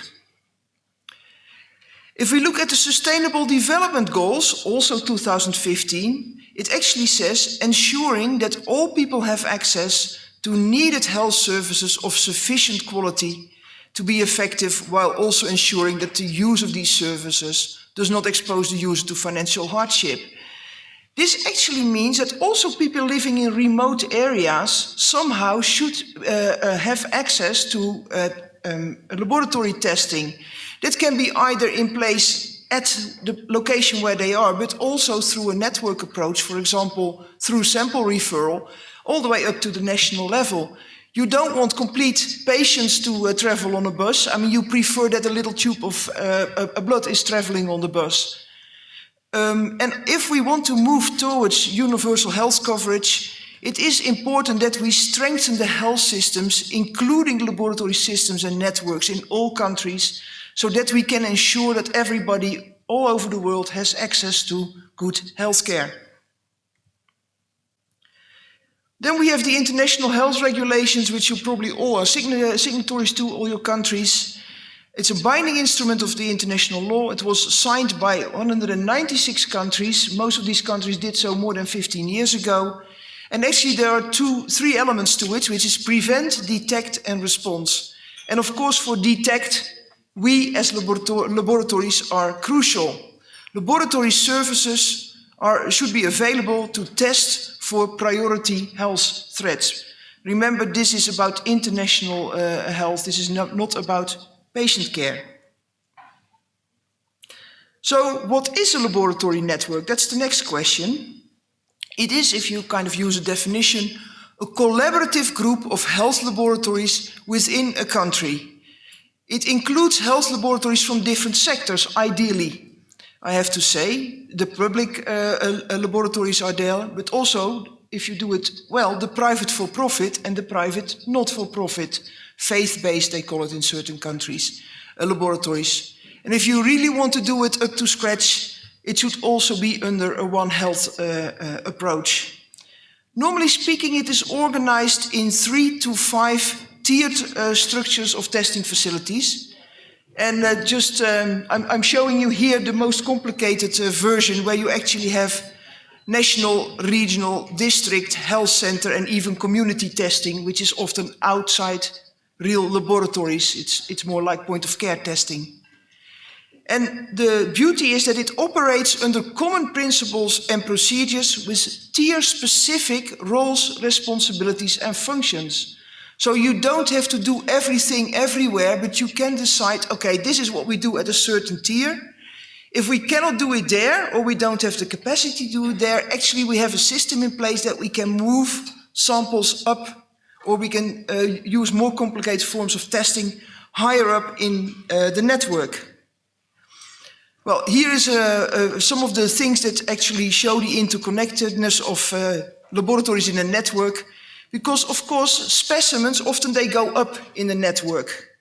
Data connectivity is something which can go up, but it can also go down. If you have a sample, if you're a health center, you send your sample to the regional level, you would like to have the result back. So you need to have some kind of a data connectivity to make sure that the result comes back so that your doctor or your health worker can start acting on it. But also, many of the lower level labs actually send monthly reports on what they see. Because most of the patients are seen at the lowest levels. Remember, 90% of the people are seen at the community level or the health center level. And most of the samples never reach the national level because it's not necessary. Also, we have the external quality assessment. Well, Beatrice already talked about that. The proficiency testing, the blinded rechecking, the supervision visits. And then we have the mentoring, which can go from the labs from the higher tier to a lower tier. But I'm a firm believer myself that I think it's also possible to do horizontal mentoring. If you have a very good district lab, there's no reason that that district lab cannot mentor another district lab which is close by but which is weaker. So horizontal mentor is something which is still in its infancy, but I think it is something which is possible. And then of course we have the training, we have the supply chain management, which often goes very staged all the way from up, all the way to down. I think there's also a lot to gain there actually. There are a lot of initiatives which we can start working on, but let's concentrate on quality management for the time being. Also, what we see is that, this is an example, if you look at the testing packages, you actually see that the lower you get in the network, the more decreased the specialization of the lab cadres. So they're more and more generalists. They maybe do only a few tests, but if they do microscopy, they can do TB microscopy, they can do malaria microscopy, they can do parasite checking in stool, everything. Whereas if you go up, you actually see that people get more and more specialized. You have the gene expert in essence for one disease, working full-time on that one disease on the gene expert machine. And you also see, on the other hand, that you have an increasing test complexity. The higher you get, the more complex the tests become. I mean, we start at community level, we start very simply with point of care tests. There's maybe some microscopy and some basic chemistry, which is added at the health center level. Then at the district level, there's microbiology, culture, in addition to all the tests which are there at the lower levels, of course. At the regional level, you may have AST, and then at the national level, you have the complete national testing portfolio. And the nice thing, what we saw with COVID, I mean, we've all been hit hard by COVID, but I think for the laboratories, it provides a tremendous opportunity. Because we saw that something like PCR was considered, it's a really complicated test, which we can only do at national level. And then the COVID actually forced us to think how we can move it down in the network, because you cannot do everything only at one national lab, especially not with the numbers of tests that you had to do at in certain countries. And I was discussing, I think, with Watipaso from Malawi. I said, nobody knew what PCR was. And now you hear people on the television talking about RT values during the Olympics. And that is the shift which has been made. We've really been mainstreamed as laboratory services. So when you formalize your collaboration between laboratories in the form of a laboratory network, what do you get? What are the advantages? You get increased availability and access to diagnostics at the appropriate level. You have improved population coverage. You can pool your resources better, which means that you can do more for the same amount of money.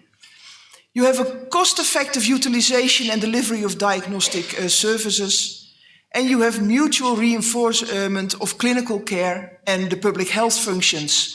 Because at the national level they are often separated, but the lower you get into the network, the more they become combined, more or less. And ultimately, this should lead to a better health outcome for the people living in the country. That's what we are working towards, isn't it?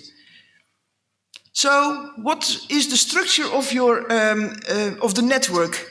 First of all, you have to make sure it is in line with the political system. If you have a centralized system, then in your country you will have one laboratory network. But if in certain countries, I remember a long time ago when I was in Nigeria, I'm not sure whether this is still the case, but they had a devolved health system, which means that you may want to have a pyramid in each of the states, because that is easier, because everything is arranged at state level. Maybe it's not the case anymore in Nigeria, but there's certainly other countries where I've worked where this is still the case. And then the only level that is shared by everybody is the national level. But it is important that the structure of the network follows the political system, because that it makes it much easier for all your political discussions. Also, it has to be in line with the healthcare structure. So if your healthcare structure has 5 different kind of layers, 5 different tiers, make sure that your laboratory network is the same. If you have 3 tiers in the healthcare structure and you have 5 different tiers in the laboratory network, it becomes very, very complicated to decide who does what, where, and how do we do that with the samples and everything. So make sure that these things are in line with each other.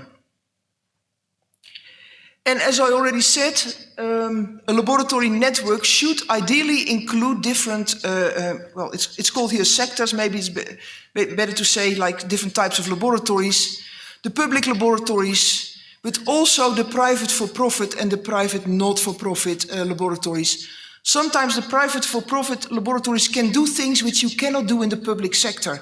And maybe you can set up some kind of a memorandum of understanding that they help you with certain diseases which may be big health threats. Or alternatively, actually also you want the data from these laboratories to make sure that you know what the prevalence of a certain disease is in your country. So it is important to include the private laboratories as well. I mean, private not-for-profit, often faith-based laboratories, they are often already included in the network, but it's also important to include as much as possible the private laboratories. Maybe not totally, but certainly for certain functions. And if you really want to do it well, you should also take a One Health approach towards your laboratory network. That's the kind of the next step, the next challenge, I think.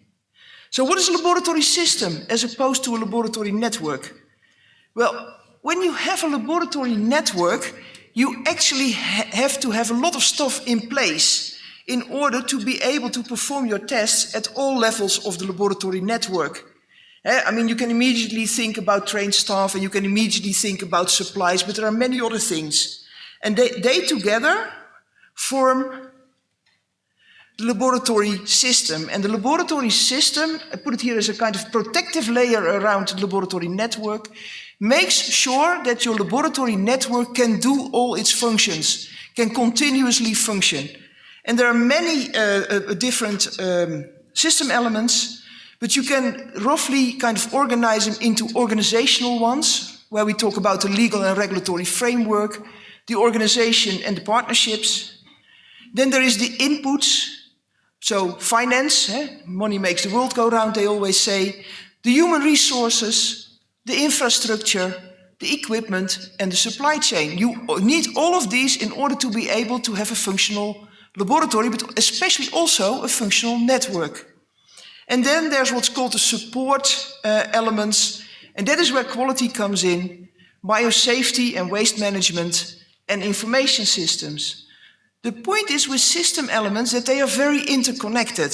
If we talk about quality, we're talking about infrastructure. We're talking about equipment maintenance. We're talking about trained staff. So you see that all these other elements are also very important. And the same for biosafety and waste management. I mean, your infrastructure, laboratories, it's very important that these are okay, because otherwise you can never have a proper biosafety and waste management system. So system elements are very interconnected. And here you see everything in one slide.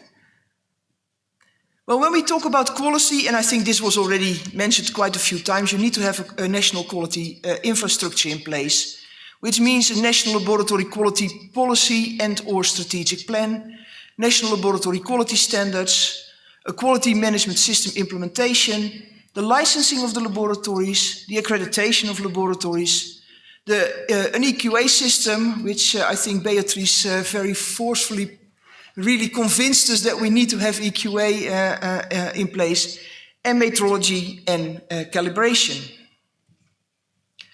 And then we also have the guiding principles. What do we want to achieve? We want to achieve optimal coverage. We want to achieve optimal accessibility for the patients, for the people in the country. Aren't always patients. We want to have a system which is sustainable and ideally not partner dependent. So that was also something which we already discussed. And it should be as cost effective as possible. We have very limited resources in many countries. It means it has to be done as cost effective as possible so that you can make most of your money. So the laboratory system supports the laboratory network, and system elements are complementary or complementary, I never know, it's one of the two. Well, you understand what I mean. They can be overlapping and they can be mutually reinforcing. And that is in particular true for quality. So the key messages: laboratory networks operate under common principles and procedures with tier-specific roles, responsibilities and functions. A well-designed functional laboratory network increases population coverage, availability and accessibility to diagnostics, cost-effective utilization and delivery of diagnostic services, and surveillance capacity. A laboratory network should be designed in line with the political and healthcare system. And the laboratory network is focused on structure and organization, whereas the laboratory system supports the network. So the laboratory system supports the network. Laboratory system elements include organizational input and support elements. And these can be complementary, overlapping, and mutual reinforcing. And guiding principles in the laboratory system and laboratory network are access, coverage, cost effectiveness, and sustainability. So I'm not sure whether we take questions now or whether you want to wait until after. Okay, thank you all very much.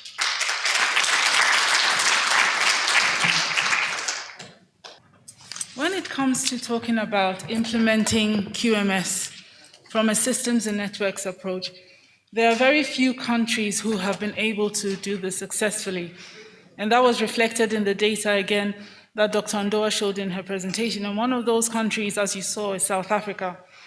And so to give us a bit of encouragement and to let us know that this is possible, we would like to invite the very capable quality manager of NHLS, Patience Dabula, to give a presentation on what South Africa did, how they were able to achieve this. Because those of you who know the story will know that the incredible things she has achieved in 5 years at NHLS, including getting over 100 labs accredited in the public health system, right?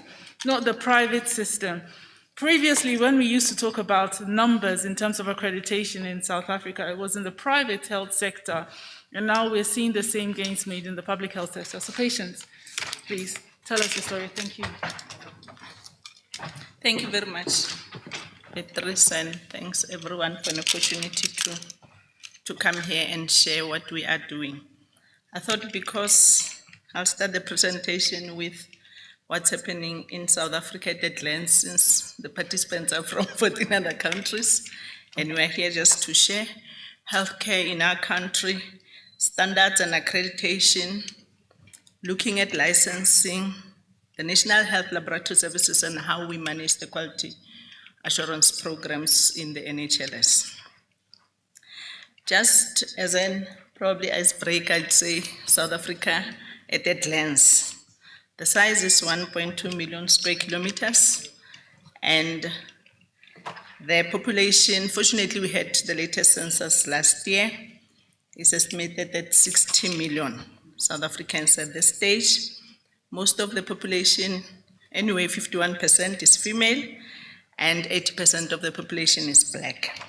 Life expectancy is about 59 years if you're male, and 65 years if you're female. And I thought, I'm not going to ask to raise your hands to say, are you at 59 or 64? So that we know what happens.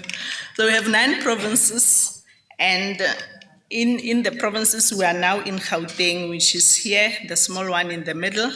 It's represented here, and we are in Johannesburg, which is red when you look at here. We have 11 official languages, and English is what we use to trade, business, and official business in the country.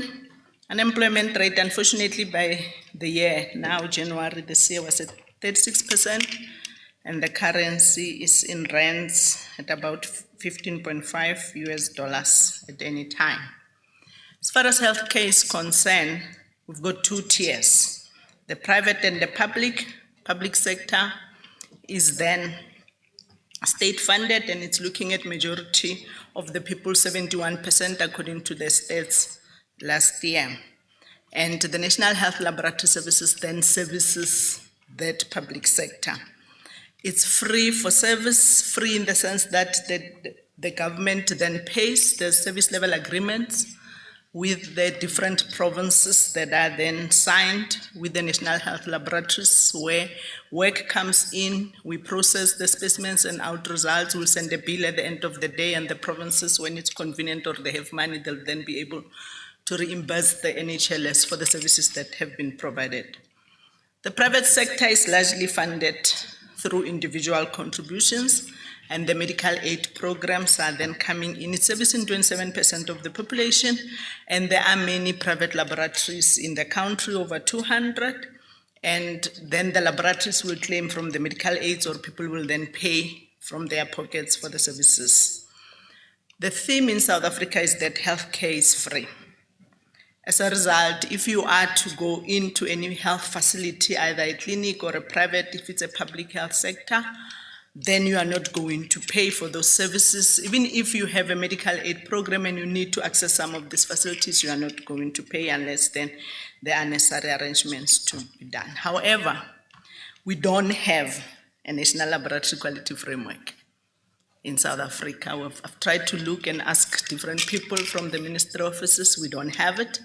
However, so the presentation was not that easy to prepare, but what I did is that I looked at the framework that has been published that we're going to be going through in this week, and said, if South Africa had it, or what is it that we have in the country that is then already complying with the requirements that are in that framework. So the guiding document was then used really as a tier to guide the headings that I'm going to be addressing, because I then thought, if we're going to be talking about these guidelines and how to implement, if we were one of the countries that are funded and we had our own con and we were going to come in, where are we complying?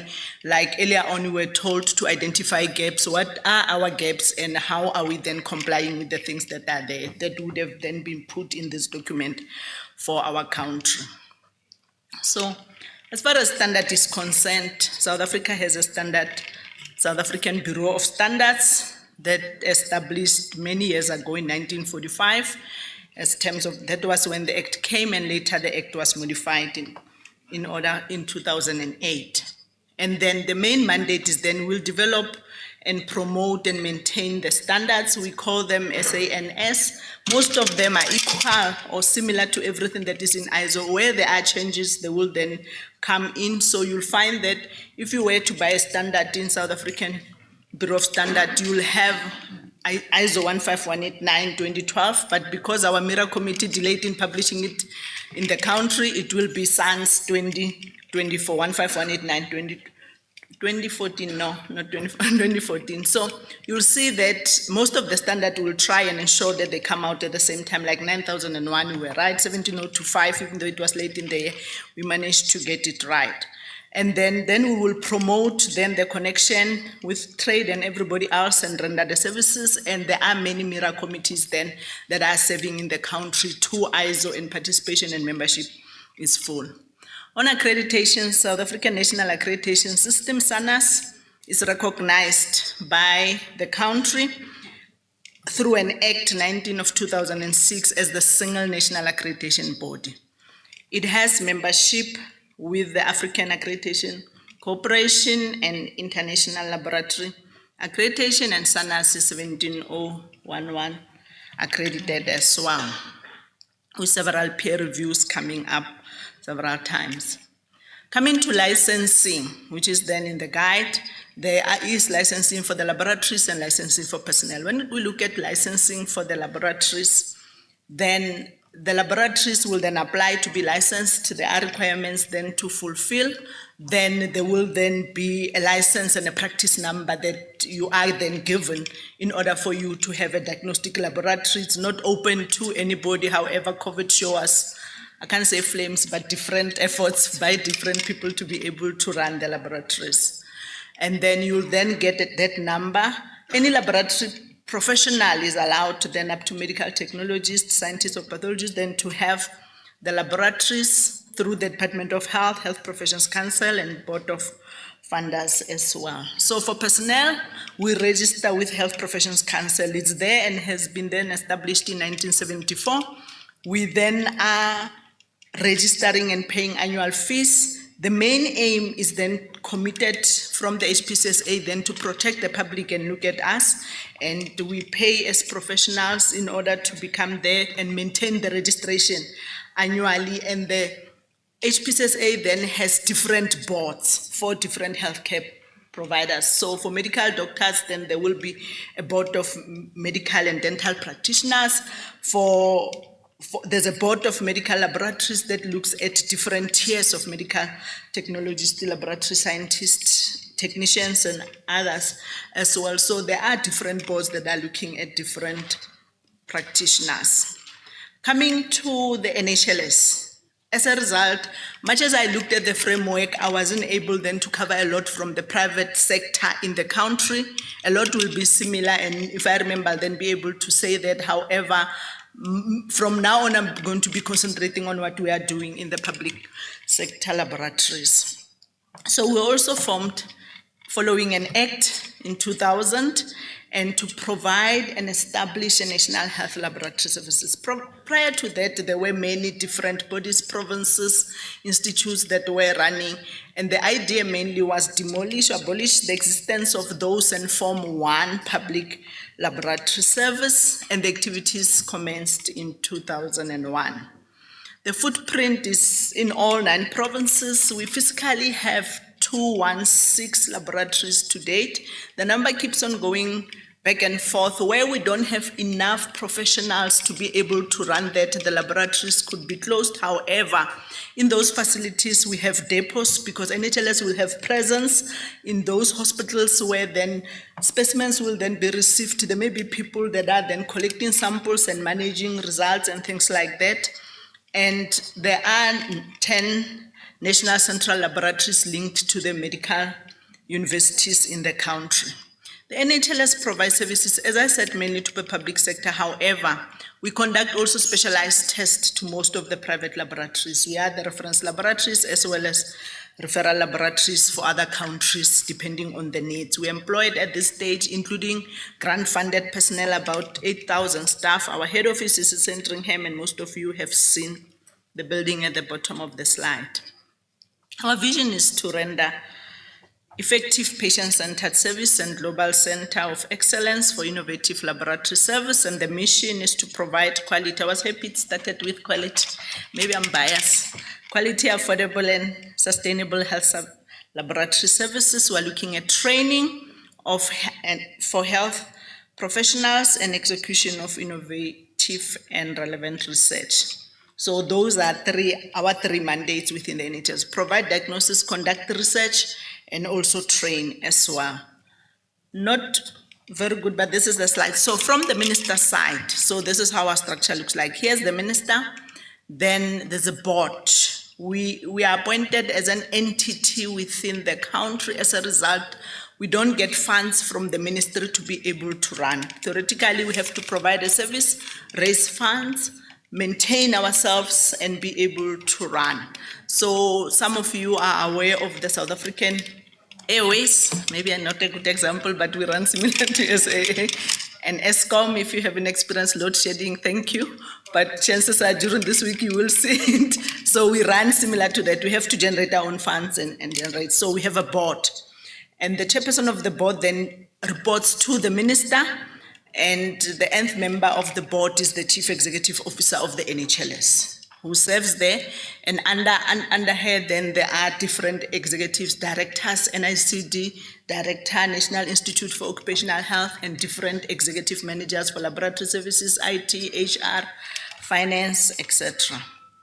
So NHLS has a strategy, and it runs over 5 years.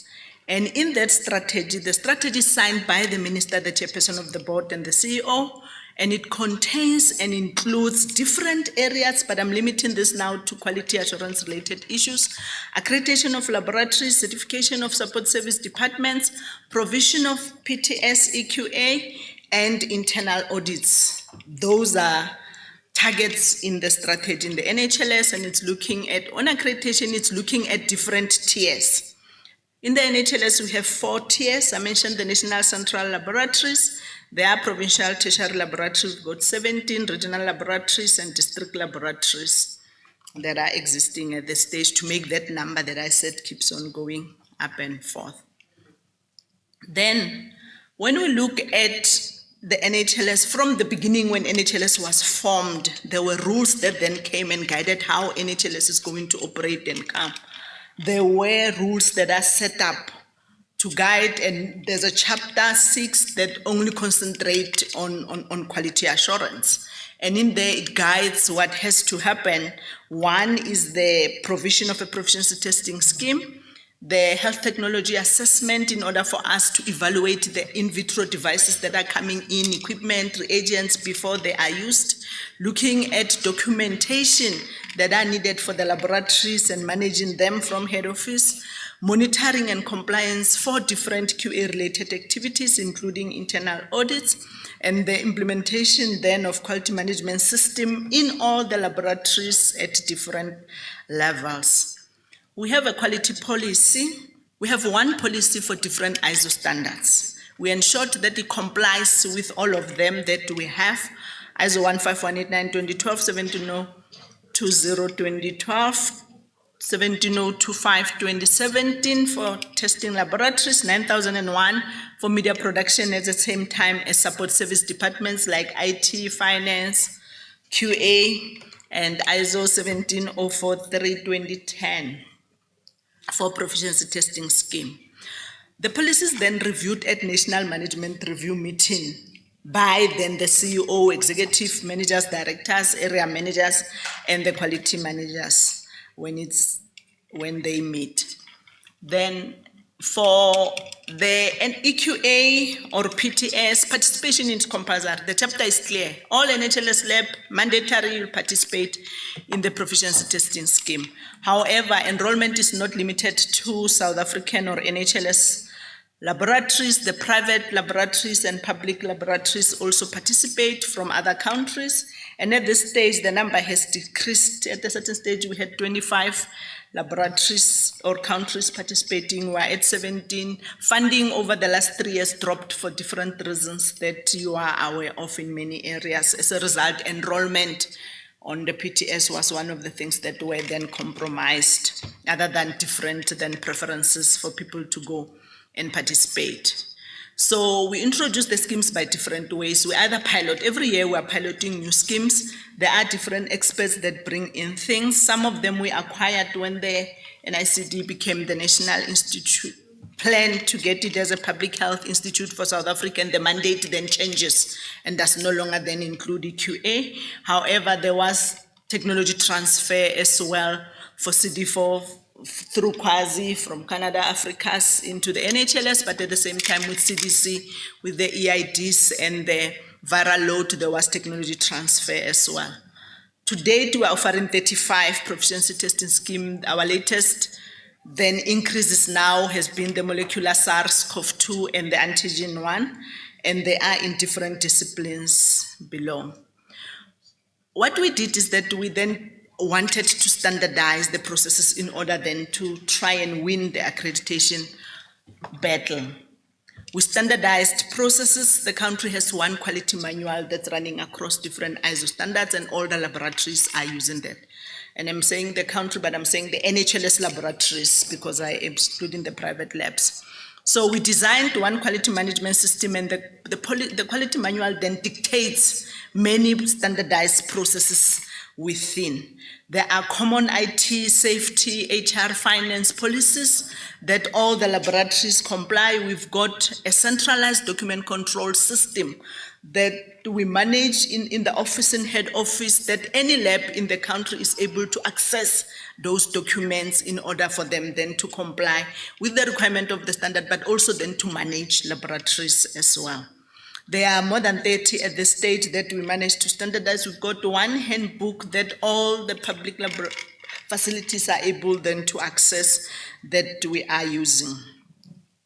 As far as personnel is concerned, on training for the professionals is done at different stages. So here, the first one, for the pathologists and medical scientists, in collaboration with the medical schools, NHLS is the only organization in the country that's training the pathologists and medical scientists. However, together with the private laboratories, we train the medical technologists, medical scientists, medical laboratory scientists, technicians, and lab assistants. So for quality management system training, we do it in different ways. At the beginning of the year or during performance review, managers and employees will then decide on gaps to train. However, there are those things that are then decided by management that people have to train. And QMS maybe is an example of those courses that will upfront be identified. Then the people will then enroll for training. After the courses have then been approved, people will then go for training. There's training that we do in-house because we've standardized many processes, so it works better when you train people on how things are done internally. But we use external service providers. An example is SANAS, and then we also then use other people as well to be able then to train. However, in addition to the NHLS one that's done and managed at national level within QA, there are in-house, in-laboratory training that is being done by different managers or coordinators at different stages. So the process to accreditation is that there will be a plan, there'll be commitment from management. It will be part of the strategy annual performance plan and key indicator for a relevant manager for that process, those laboratories to be accredited. So a plan is then drafted. We use SLIPTA checklist guided us in developing a form of checklist, checking the requirements, and that we created a special form. Monthly managers check there. Quarterly, there will be self-assessment and reports that are coming. The local QA people will then be auditing. Our QA structure has coordinators for every 10 to 17 laboratories, a QA manager in about 30 labs or so, and then it comes to national level. So they will conduct the local audit, and when they think they're ready, they'll tell head office, we are ready, we think SANAS can come. National Head Office Monitoring Department will then identify experienced auditors. Majority of them are already SANAS assessors who assess private laboratories, but some are experienced members to be team members for the final audit before we go SANAS. The idea was we didn't want to to spend a lot of money and waste it by not being accredited. And I must say that over the years, there's an improvement. In the past, most of the labs were not successful, but nowadays we do get labs that they get that audit once. We do have labs that we say, fine, you'll pass during your 4th audit. However, at the end of the day, they do go through. Then when the team says they're ready, they recommend the lab then gets accredited. So some of the results that we have seen so far in the system that we have 4 departments that are 9001 certified, including the QA. We have only 1 lab in the NHLS that's 17020 accredited, it maintained it. 3 of the 5 are 17025 with the acquisition of the forensic laboratories. The number of 17025 laboratories in the NHLS will increase from April this year. But by the end of April now, like last month, we managed to have on ISO 15189 110 laboratories that are SANAS accredited at the stage. The distribution of those laboratories is in all the provinces, and there are very few districts that don't have an accredited lab. This graph takes only unto the financial year that ended in March, and some laboratories were recommended then in April thereafter to be accredited. And as far as monitoring and evaluation is concerned, we have audits. We conduct different audits. Internally, we audit at least once a year. Each lab will accredit. It's part of the annual performance plan, and that performance is then measured at that level. There are then monthly reports that then come in and report, and they go up to executive level on the progress on implementation of QMS. And some labs may have more than 1 audit depending on when they are ready. If we audit a lab and we recommend they are ready for accreditation, the local QA will then go in, and they may end up even getting a final audit before even SANAS 2 or 3 in a year, depending on the time of the financial year when they then were identified as being ready. But those that are accredited may then have several audits internally that are more focused at different tests. So for external assessment, at least once a year, there is one, unless there are challenges. And I must say that we were very proud and happy that during the COVID, we were worried that most of labs will lose accreditation, as we were losing even people in the laboratories, but all the labs managed to maintain that. Monitoring also happens at management review meeting. That happens at different levels and tiers of the laboratories. So there will be some for the laboratories at business unit level, at area manager level that are happening, and some executives as well, where monitoring is then done. And in the annual performance plan, quarterly, we then send an update. This is where you are, this is what the target was, these are the reasons why we didn't make it, or this is the reasons why we are over then delivering or performing in those areas. At the end of the year, for the strategy, we do submit. The strategy has been signed by the minister. We are then audited by Treasury in order for us then to be able to comply to all those 4 requirements that I mentioned that are related to quality. I think what is working in many areas is the performance agreements. Many managers, all laboratory managers and executives or area managers and coordinators, QA managers, as we have accreditation as part of the key indicator for annual performance. So that then drives people to come in.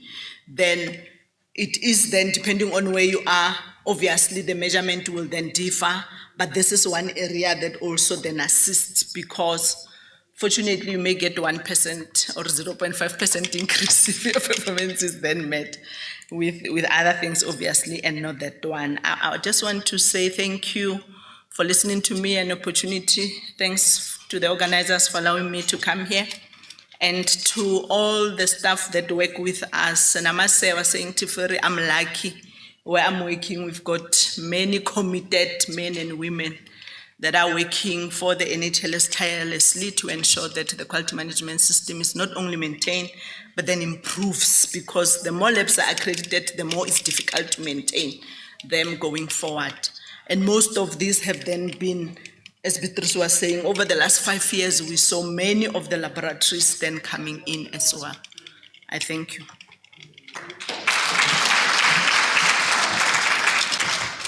Thank you very much to Patience. And I hope that her presentation has given us some encouragement that this is achievable. I mean, it's taken years to develop a system as structured as South Africa's, but, you know, we have a starting point, right? So it's one step at a time. So thank you very much for that. So before we go head to lunch, we're going to have a question and answer session. We have some questions from our online audience, and we had some questions that needed to be addressed in the room. So let me start off with a couple of questions that we had from our participants online, and then we'll move to some questions in the room. There is a question here to Teferi, I believe, and the question is really about SLIPTA, and it says that the question is asking, number one, basically, how does the SLIPTA program work? There were lots of questions related to how do I become a SLIPTA auditor? How do we get the SLIPTA program in our lab, etc. I know some of it was covered in your presentation, but if you can just give a brief summary overall about implementation of the program and also trainings as a SLIPTA auditor, I think that will address a lot of these questions. Thank you. Okay, thank you, Beatrice. With regards to how anybody would become SLIPTA auditor, actually to start with the request from the country. The Ministry of Health would approach ASLM or any implementing partner that is supporting a given country would approach ASLM to train a number of laboratory professionals. Then we can train people because we do have a standardized curriculum and arrangement so that we can deploy our certified and lead trainers to train laboratory professionals to become the auditor. But we do have a procedure again. After the training, there is a requirement that each successful participant would be attached 3 to 5 ASLM official audit to be certified because they need to get a practical perspective of this program so that we can declare that they would be certified and can do the audit independently. So this is the process that we have at ASLM, and this is how we support professionals to be trained and become ASLM certified auditors. Thank you. There was another question here which I'm going to direct to Dr. Pascal, please. The question says that, what are we doing in view of the fact that we have talked about the fact that Africa is lagging behind a lot in terms of accreditation in QMS implementation? As ASLM, as the body at the regional level representing the lab, how are we engaging with countries and with heads of countries to really promote QMS implementation? So I would like to. Thank you for the question. So I think it's an ongoing process, and I think everywhere ASLM is working, we are promoting quality. It took a long time to think about how can we do that in a cost-effective way. So I think that this is a step where we have 14 countries here. We hope to have more. We even hope that after this work, we can have a very solid position or declaration about the QMS to support our advocacy efforts. And in some countries, I mean, although it's not very visible, you will see that in a country like Cameroon, we really started to put into practice this QMS laboratory quality to move on as a national system or a national program. So we are already busy doing this. I would like to add that we have conversation with the West African Health Organization. They also, we work hand in hand or with EXA to implement QMS, but it's a long process. Yeah. Thank you. Follow-up question, please, Dr. Pascal. There was another question about whether ASLM, the cost of accreditation, and saying that sometimes the barriers to gaining accreditation comes from the cost of accreditation in itself, and the fact that, you know, even the initial assessment and the follow-up surveillance and reassessments are expensive. Have we, as ASLM, thought about engaging with the accreditation bodies to look at costs for regionally based labs or African labs so that maybe the cost can be more affordable to labs in Africa? Yeah, that's a good question. So I've done a quick research, and I think in accreditation, the cost really for the visit, etc., it can go from $1,500 US dollars to $9,000 to even $10,000. Actually, if we look at those costs, that is really very small as compared to everything that a laboratory has to maintain to keep the accreditation and the standard. So I think it's a good idea to speak with the accreditation body. What would be even more important is to raise awareness for not only the facility, but also the government and the local authority on how much it costs to actually keep quality. And some of these become a bottleneck when we say accreditation for all. we would like that it happens, but it has to be realistic that some of the reference laboratory will go to accreditation and probably they have a business plan that can support this. And for other laboratories that are well-resourced, we need to find intermediate options for them to maintain their quality, but not necessarily go to accreditation. And I think that's what this guideline or blueprint is all about. Thank you, Dr. Pascal. Mr. Ndlovu, please, if you'd like to take the next question. It's about training institutions. So we know that basically there is a lack of QMS training pre-service, and most of the QMS training in our labs is done post-service. And there was a question about whether we are thinking about, again, coming to engaging with countries in terms of really promoting pre-service QMS curriculums and maybe supporting countries to develop these curriculums as a step towards, really incorporating QMS as part of our structures, our systems. Thanks for that question. So I must say that this is still work in progress. We have learned a lot in the last 10 years during the implementation of quality management systems, realizing that we need to start engaging training institutions. And at some point, really some of the observations and some of the trainings that we were giving, even at in-service level, we were now seeing that these now needs to be incorporated into some of the pre-service curriculums.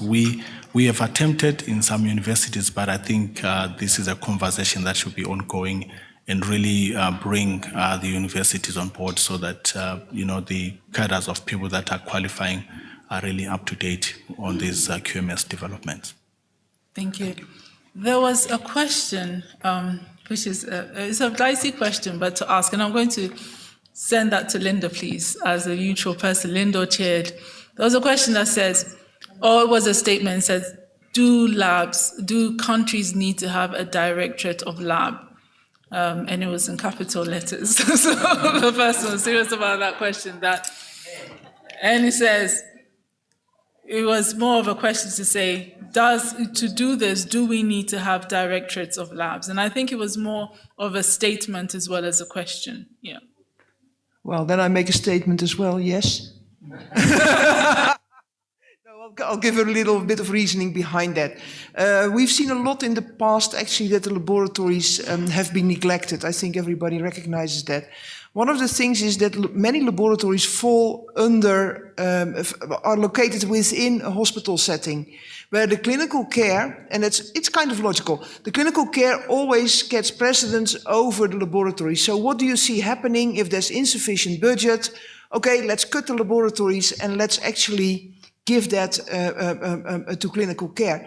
If you want to do proper advocacy at all levels, it is important that up to the Minister of Health, everybody realizes the importance of laboratory services. So that actually, as I think Chet already mentioned, we are the eyes and ears of the clinical care and of the public health and global health as well, of the health surveillance. But in order to fulfill that function properly, we need to have all the tools we can get to actually do our work properly. And if you have a directorate of laboratory services with direct access, I mean, I would add that, with direct access to the minister, you actually have a better way of advocacy, promoting your position within the total health system. And I think with Ebola in West Africa in around 2015, and now also with COVID, I think it has been shown more than enough that how crucial good laboratory services are. I hope that answers the question. Yes, thank you, Linda. Dr. Pascal would like to add on to that, please. Yeah, thank you very much. I think that when we talk about advancing QMS, there are important administrative and regulatory functions that need to be done. We know some divisions or departments need to develop the policy and validate it. That is normally the work that comes from the Directorate of Lab. And then you have the technical arm that is really going now to implement QMS with all, you know, with all the EQA, all those elements, etc. And that's important. And many times it is the National Public Health Laboratory, but it doesn't matter what you label it. As long as the functions are there, you have the administrative and regulatory function, and you have the technical arm, and they are complementary to each other. I mean, however the country organizes it is just how they organize it, as long as the functions are well defined. Yeah, I think I like that. Between the two answers is a compromise, because the word Directorate of Lab has led to blows in meetings. We can all attest to that there is some kind of emotiveness that comes with that statement when it comes to policies. And I'm sure that we will have discussions about this in the next coming days. But I agree with Dr. Pascal that the name is not important, it's the function that is really important, that they're able to function and have, as Linda said, have direct access to the level at which decisions are made. That is the key thing for the lab. Decisions are made for the lab, and that we are represented in those discussions and those decisions. Yeah. I even know one country, have experience in that country, where the National Public Health Laboratory has both functions, the technical arm, but also the kind of directorate of laboratory services. And as long as the minister follows the advice, I mean, I'm perfectly fine with that. Ultimately, it is about getting things done. Thank you. So, question? Please. So, for the English speakers, please put on your headphones. We have a question for. And from the Directorate of Laboratories in Senegal, I would like to intervene in this exchange as we are speaking about the direction or the Directorate of Laboratories regarding the network of laboratories. I would like just to give the experience of Senegal, my country, and we have a national network of laboratories. It was created in the year 1998. And formalized in 2005, and by creating a directorate, a national directorate of laboratories in 2012, we saw that there was a better structured approach of laboratories, particularly when it comes to quality management. In Senegal, our policy was to adopt the norm of Et il y a eu un pool d'auditeurs qui a été formé. Et d'ailleurs, nous en profitons pour faire un plaidoyer pour qu'il y ait davantage d'auditeurs qui soient formés pour couvrir le réseau des laboratoires qui compte plus de 180 laboratoires à tous les niveaux de la pyramide sanitaire. Donc, pour dire que nous avons eu l'initiative d'auditer tous les laboratoires. C'était difficile parce que nous n'avions pas suffisamment de ressources. Et il y a eu 20 laboratoires qui ont été donc identifiés comme ayant eu un score assez respectable et ces laboratoires ont été ciblés, donc on les appelait les laboratoires de première division par rapport aux autres laboratoires qui avaient eu un score plus faible. Et notre donc, perspective, c'était de les suivre et pour aller au bout jusqu'à l'accréditation. Donc, on était très ambitieux. Nous nous sommes rendus compte qu'il fallait modérer notre ambition. Et d'ailleurs, ce suivi-là a été difficile. Ça est tombé à l'eau. Et maintenant, ce que nous souhaitons, c'est donc refaire notre audit qui est plus actuel pour voir où nous en sommes. Et au lieu d'aller directement vers une accréditation, nous pensons à mettre aux normes non laboratoires. Donc, sur tous les plans, comme ce qu'a présenté tout à l'heure, je crois que c'est notre ami Oscar, je ne veux pas me tromper, donc Oudoubala, en tout cas, sur la perspective de voir tout ce qui est soutien, coordination de ces laboratoires avant de passer au niveau supérieur. Je ne parle pas des laboratoires de référence qui, eux, peut-être peuvent aller directement dans une perspective d'accréditation. Mais le plus gros de de nos laboratoires n'en sont pas encore là. Et vraiment, c'est un plaidoyer fort pour donc nous appuyer pour la formation sur l'audit et également pour mettre au nom nos laboratoires. so that we can advance it. Thank you so much. Thank you too, Mercy. And I think the key message from the comment is that having a directorate, a lab directorate, helps you to better coordinate the labs and laboratory services throughout the network, and that is what the process that Senegal has started with. Richard, I saw your hand up, please. Thank you very much.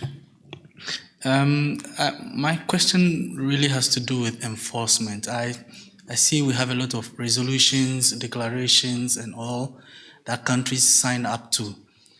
But is there any framework for enforcing the implementation of these resolutions that countries sign up to? And if ministries of health are not able to make progress with implementation, are there mechanisms to ensure that whatever they've signed up to, they are able to make good their promises? Otherwise, I saw 14 years of Maputo Declaration and stuff like that, but countries are not making progress. So do we have a framework for enforcement that then it doesn't become just mere formalities, but then these declarations, when we sign up to them, then we enforce that they are done? Thank you. Thank you. So I'm going to take it back to to Africa CDC, AU Africa CDC, Dr. Itenu, and then I'll ask Dr. Pascal and Mr. Ndlovu to add on. Thank you. That's a good question. Thank you so much, Richard from Ghana. It's a very good question. In fact, there is no any enforcement. In fact, the Africa Union and Africa CDC health strategy have been established, which have been reflected. All member states have been agreed on to establish strategic plan and other related health issues. And with that, there is an agreement that has been put in place, but there is no any such enforcement. But annually, there is an audit which have been presented by member states so that they evaluated where they are in terms of a progress. A different issue related health lab and the like. Thank you so much. Thank you, Dr. Itenu. Dr. Pascal. Thank you. That's a very good question that is going to bring us to some philosophical discussion. So one of the few framework that is enforceable are the IHR. I mean, beside the IHR, it's a policy to recommendation and you know, countries or facilities may or may not follow. But having said that, it's important to then start to raise awareness of the country. Why should they have a policy? Because without that policy at country level, you cannot enforce. You know, then you will have a few regulations that then can enforce at your country level that you comply to some of those requirements. However, even the policy, you will realize if you work with country that the policy stays in a draft for many years. And why is that? Because as soon as the policy is validated and endorsed, then as a government, you should put the resources available to enable then your facilities and your establishment to actually comply. So it's a little bit of a tricky situation. What comes first, the policy and then the enforcement, or the enforcement or then the policy? But it is a process, and we hope that this blueprint will be the first stage through which the country, some of the countries that are ready will validate, they will endorse, they will make sure that they have this enabling environment. And importantly for the partners, because partner support was also considered as a key to advance QMS. It will be very important when partners come with resources that they then support a policy that is already there, as opposed to try to implement some fragmented intervention. So I hope that partly answers your question. Thank you. Yes, sir. Thank you very much. Good afternoon, everybody. I am Dr. Musonda from the Zambia National Public Health Institute. So my question is related to the presentation from the South African National Health Laboratory Service. But I would also appreciate some comments from Africa CDC, Dr. Tenu or others. So twofold. First of all, regarding the new public health order, where we are all agreed essentially that public health is more than just human health. We have the animal health context, or more broadly, One Health. So how do we fit that context within what we are discussing, which in my view so far is more human health biased? But also, in the other context has to do with the amount of resources, especially in the South African case that we so wonderfully heard about. How is One Health being incorporated within the system? My second question was to do with the level of resources that are required. The South African system works very well, but I think the presenter did mention that they are not getting funding from the government. So how are you managing to get the financial resources to sustain, that institution and also that workforce of 8,000 plus that we heard about? A small one maybe you can comment on is within that 8,000 workforce, what proportion are actually technical staff and what proportion are like admin supportive staff? Because I think that's a very important aspect that maybe we tend to neglect so much. Thank you very much. Thank you too. I think there are two questions there, so I'll ask Dr. Itenu as you were asked to comment on. The first one is, moving forward, how do we ensure that our initiatives and our activities have a One Health approach where we incorporate animal health, similar to what we're doing with EQA Africa, animal health, environmental health, etc.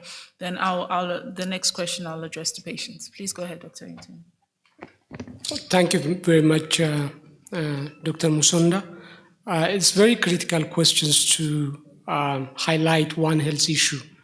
And Africa Union and Africa CDC brought up this issue and developed a sort of strategic framework to include a One Health approach at this point in time. So this is very important and mandatory with existing pandemic and epidemic in the continent. So that regarding to the quality management systems and quality issue has to be, of course, incorporated.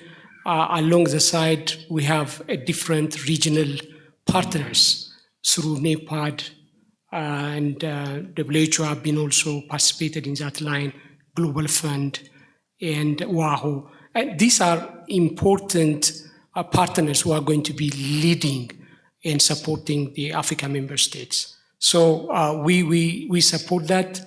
We strengthen the activities that have been implemented through the policy and guidance of the member states' health ministries.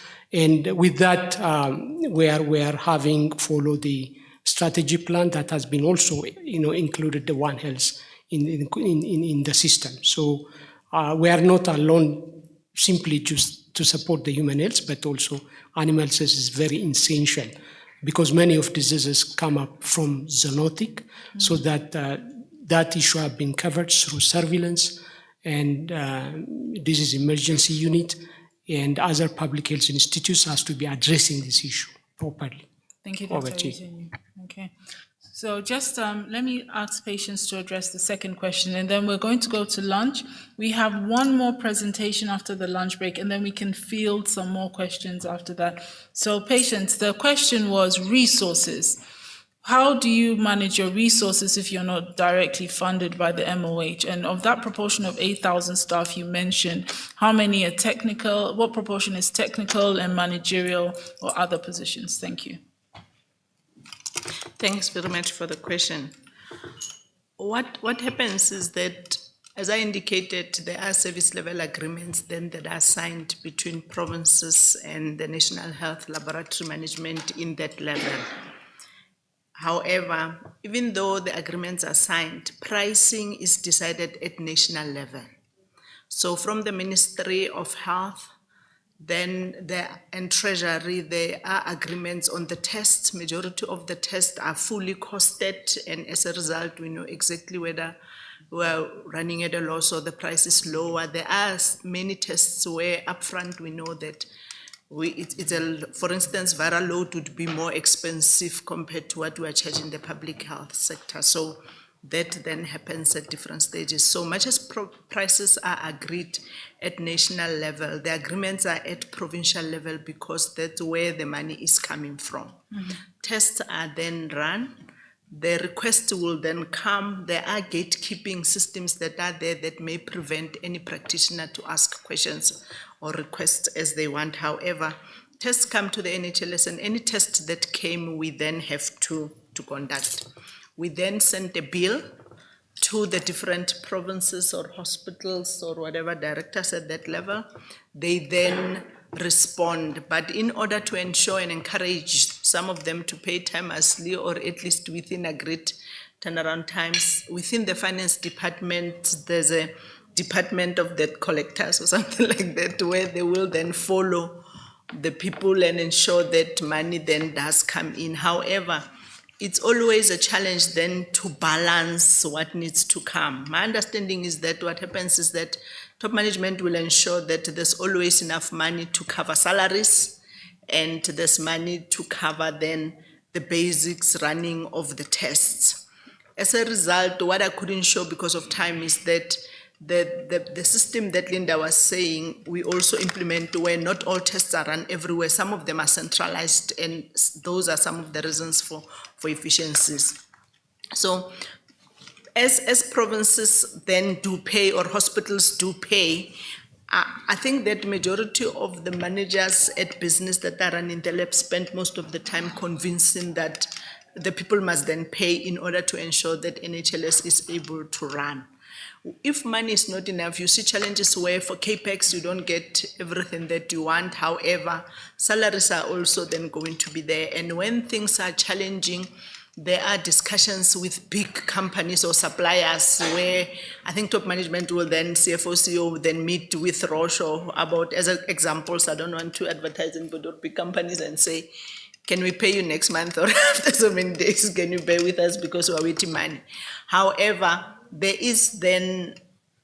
are several grants that are then used, even though I think about 7,000 of the employees are paid by the NHLS, and I stand corrected, there's a huge amount of employees that are paid through grant funding. And depending on availability of those grants, some of the contracts may not be renewed, others are renewed. There's a teaching model as well with the medical schools where joint appointed staff are there, and there are agreements on the Department of Education then paying for a certain portion of then education, and the model for funding for NICD is also then changing over time because NICD is not limited to the NHLS only, it's a national then entity. I've summarized it, but I don't think I have it all, but in summary, that's how then it works. On the workforce, I'm not sure of the percentages. I can clearly say more than 70% of the people are in laboratories and on diagnosis, but I don't have the exact number and I don't want to lie. Majority of non-diagnostic laboratory people are based in head office, even though there are regional offices in different places. Majority of the staff are in the laboratory producing tests or training or conducting research, and I'm sorry I don't have the exact number or that ratio. Thanks. Thank you, Patience. And I think the key thing from that is the control of your internal, number one, the ability to internally generate your funds, so to charge for your services and having control of those funds. I think in a lot of our countries, even when we charge, we send the money to a central level, it's not decentralized, and then we don't know what happens. And then we generate so much and get 5% back in the budget. And so I think one of the key things here is that decentralization of funding, where the NHLS can collect their own revenue and use it in terms of the implementation of their strategic plan. So on that note, I'd like to say thank you to all the presenters and to all the participants and everybody who joined us online for your participation. We have an hour for lunch, please. Can we be back by 2:15? Yes, no, Linda. Because then we lose a lot of time for the country teamwork. So I would prefer if we could be back in 45 minutes. 45 minutes. So what time would that be, please? 10 past 2. Okay, so 10 minutes past 2.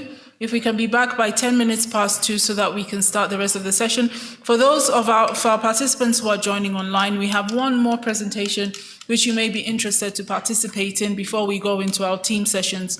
So we ask you if you're able to join us again at 10 minutes past 2 for the final presentation of the day. Thank you very much, everybody. Enjoy your lunch. We hope that you all had a nice lunch. Let's move ahead with the program. Our next presentation is going to be from Cameroon, and they're going to give a presentation on their experience of developing their laboratory policy. So the title of the presentation is Policy and Planning for QMS Advancement, the Cameroon Experience.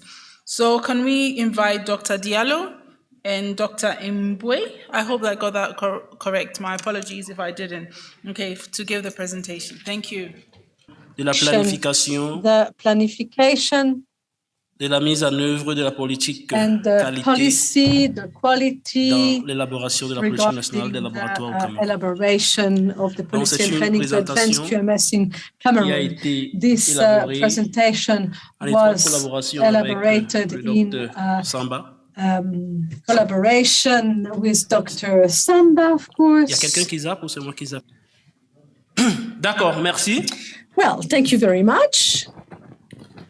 Donc, comme plan de notre présentation, tout d'abord, nous allons The outline of our presentation will include a presentation of Cameroon, our country, and then we are going to present the laboratory network and system in Cameroon, and how we used this document proposed to us by Africa CDC to enrich our national policy en partageant avec vous nos prochaines étapes, mais aussi for laboratories. les challenges We are going to et les leçons also apprises speak about next steps and challenges and lesson learned, not only while implementing the NLQF, but also doing other de activities. présentation vraiment résumée du Cameroun, So, il faut dire qu'il ne faut pas seulement Cameroon, regarder que le Cameroun, c'est le well, pays de Samuel Eto'o, Cameroon is ou que le Cameroun, c'est le pays qui Eto'o, a montré au Real de Madrid comment gagner les matchs perdus d'avance.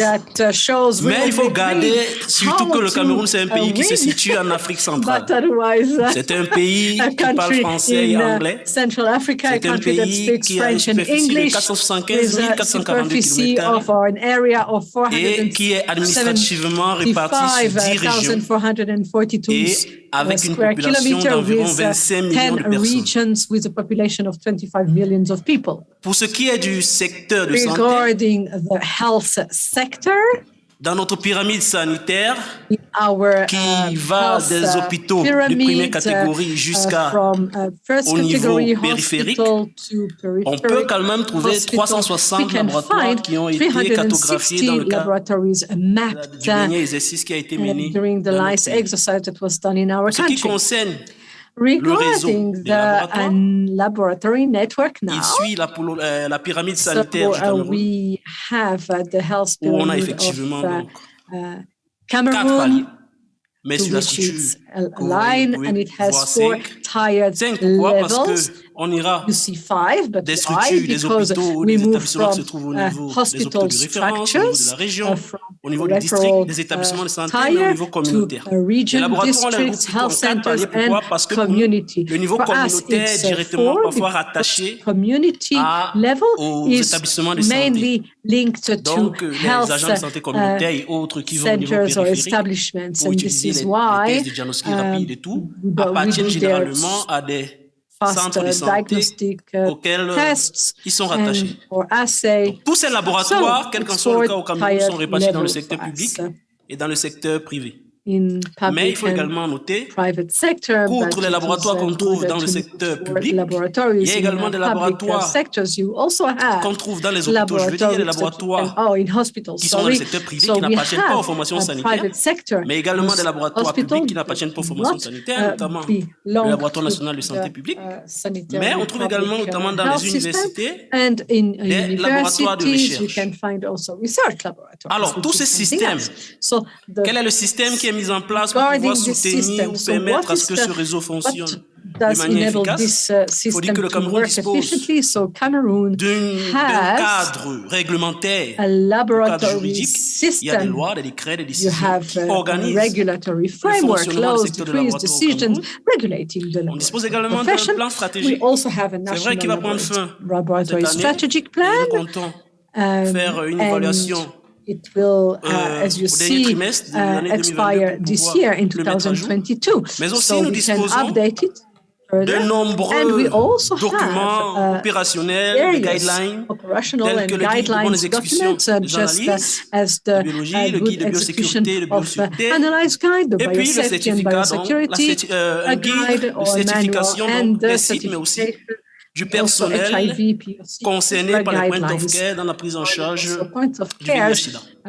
Alors, il faut dire que, en dépit de l'existence de tous ces documents-là, jusqu'au jour d'aujourd'hui, le Cameroun ne dispose toujours pas d'une politique validée ou du moins adoptée de laboratoire.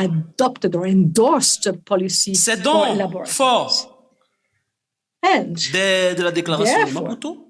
Je pense qu'on a déjà parcouru le matin, on a parlé de cette importance de renforcer le système de laboratoire, des obligations du règlement sanitaire international, mais aussi du total engagement du Cameroun au cours de ces dernières années à renforcer son système de santé, particulièrement le système de laboratoire, qui est clairement évoqué dans la stratégie sectorielle 2016-2027, mais aussi dans l'agenda de transformation du système de santé camerounais depuis 2019 transformation agenda from 2019. Et l'importance également de disposer d'un cadre réglementaire où tout doit venir s'adosser.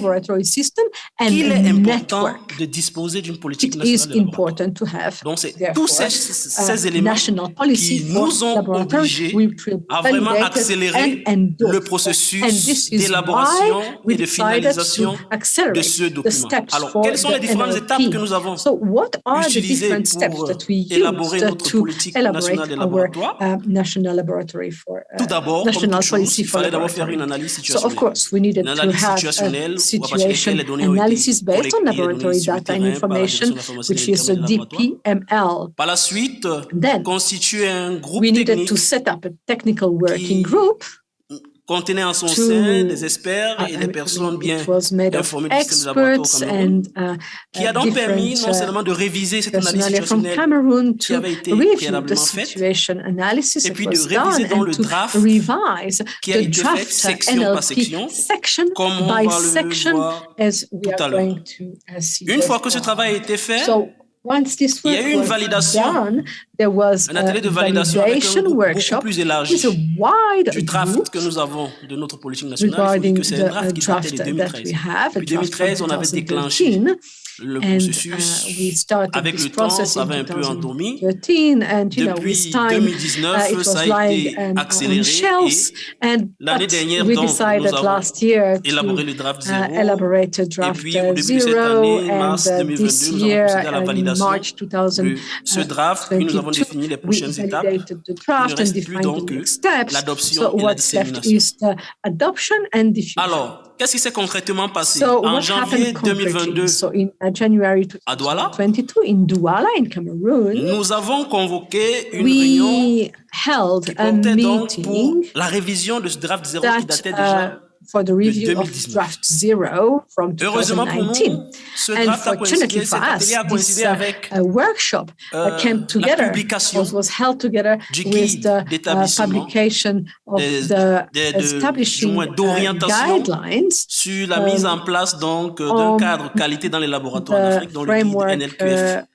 For NLQF by Africa. Ce qui fait que lors de cet atelier, nous avons eu la chance d'avoir Béatrice qui nous a fait une présentation de ce guide pour nous permettre de mieux le comprendre, de savoir exactement ce qu'il y a à l'intérieur. Une fois que ce guide a été présenté, il revenait donc à l'équipe du pays d'adopter l'approche qui était la plus adaptée quant au document qu'il devait réviser. Alors, premièrement, il a été choisi de développer. Il y avait deux possibilités. Soit on allait développer une politique nationale de laboratoire en intégrant les aspects national policy qualité, integrating ou quality alors aspects. il était question de mettre à jour ce guide national en utilisant we have at le national plan level qualité qui a été using the élaboré quality par plan elaborated Africa by CDC. Africa CDC. Le Cameroun a choisi, étant donné qu'on avait déjà un draft, au lieu d'élaborer une politique qualité différente, d'adapter initialement travaillé, ce qui nous a permis également de revoir l'analyse situationnelle et de mettre à jour notre version. Au terme de ce travail, c'est là où a intervenu la télé de validation à mars 2022, par un groupe plus élargi qui a pris en compte le secteur animal, le secteur de l'agriculture, le secteur privé, le monde académique, et ainsi que tous les acteurs du secteur privé, etc. Le draft 0 a donc été révisé, validé et les prochaines étapes ont été déterminées. Et comme prochaine étape, donc, il était question, ou du moins il est question, ce qui se fait actuellement, de faire valider le document par l'aspect politique au plus haut niveau, puisqu'on a eu la validation technique des biologistes, de tout le monde, etc. Il reste juste la validation politique, puisque c'est le politique qui sera amené à mettre en œuvre des actions permettant que cette politique soit effectivement déroulée. Le Cameroun était un pays bilingue. On devra traduire notre document en langue anglaise, puisque nous avons initialement travaillé en langue française, et puis tout simplement une petite séance d'adoption de ce document, puis une dissémination. Of this document and then pour ce qui concerne le NLQF, concrètement, de tout ce que je viens de dire, voici en résumé comment il a été utilisé. Premièrement, puisqu'il venait juste de sortir, il nous a été présenté, on a dit Béatrice a voulu participer avec nous en ligne, elle nous a présenté le document. Nous avions également avec nous la présence de Dr Samba, qui est l'une des personnes qui ont élaboré le document, qui nous a présenté le document dans son ensemble, nous a présenté les différentes options. L'option première qui était d'avoir soit une politique qualité à part, ou alors, si on a déjà une politique de laboratoire, d'intégrer les aspects qualité qui sont invoqués, ce qui a été adopté par le Cameroun.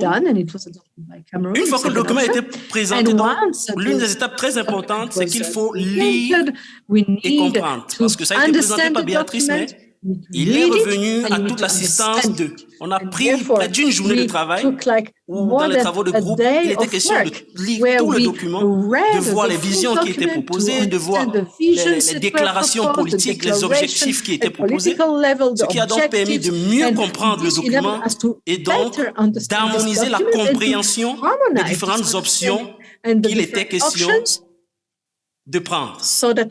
On l'a dit tout à l'heure, les deux options que forcément nos différents collaborateurs des autres pays auront éventuellement à exploiter en révisant leur politique sont les suivantes. S'il n'y a pas de politique, can choose this option. If you do not have an NLP, the national policy, then you need to do one according to this guide. And if you have an NLP, you just need to update your NLP at your country level. Les challenges. So what were the challenges? Dans l'élaboration the challenges to sont importants, ou du moins les challenges auxquels vous aurez également à faire en mettant à jour. C'est l'engagement continu de nos autorités. Puisque nous avons vu un processus accéléré en janvier, nous avons validé le draft 0, en mars, nous sommes déjà validés techniquement, et dans les prochains jours, nous allons finaliser. Donc, il faut un engagement continu du ministère de la Santé pour soutenir vraiment le secteur de laboratoire. Si le ministère de la Santé ou les autorités n'accompagnent pas le processus, ça n'ira pas vite, parce qu'on sait que c'est eux qui ont toujours le dernier mot, c'est eux qui doivent autoriser la tenue des réunions, etc. Mais aussi entre les différents acteurs directement impliqués dans l'élaboration, il faut une bonne communication. Il faut also need a good communication. The stakeholders in the Ministry of Health and also the partners communicate well so that they plan things better and things will also be realized in a good calendar. Alors, il est également important it's also important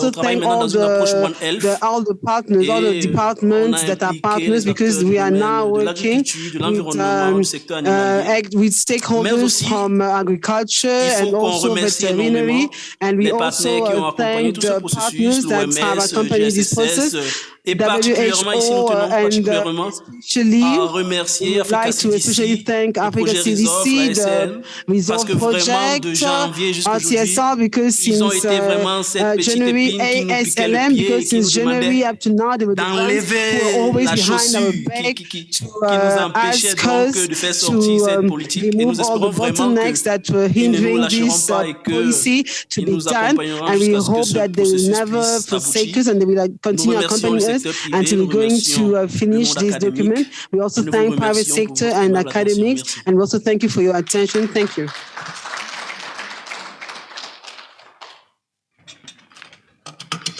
Thank you, Dr. Mbwe.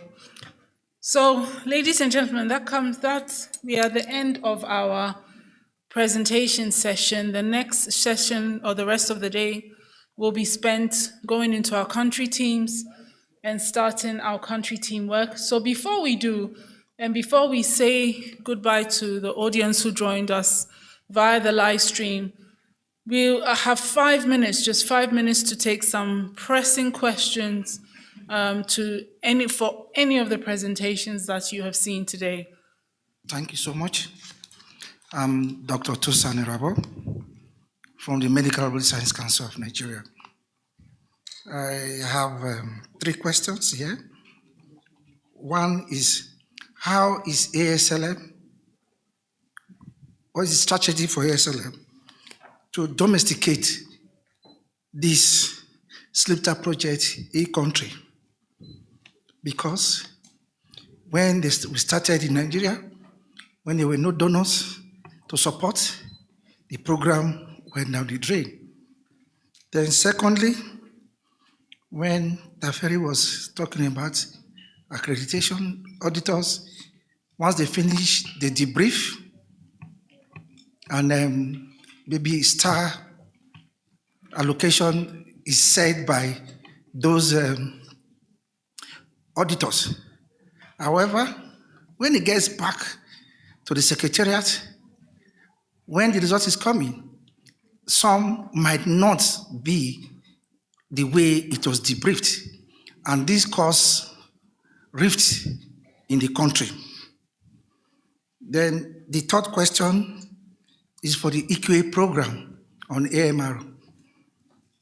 I'm surprised that Nigeria is part of the AMR EQA, and I'm aware that in Nigeria there is a National External Quality Assurance which is accredited by SINAS. That facility is not part of this AMRF. Why is this so? Thank you. Thank you very much. So I'll give the first 2 questions to Taferi. 1 minute, please, if you could answer that, then I'll answer the last one. Thank you.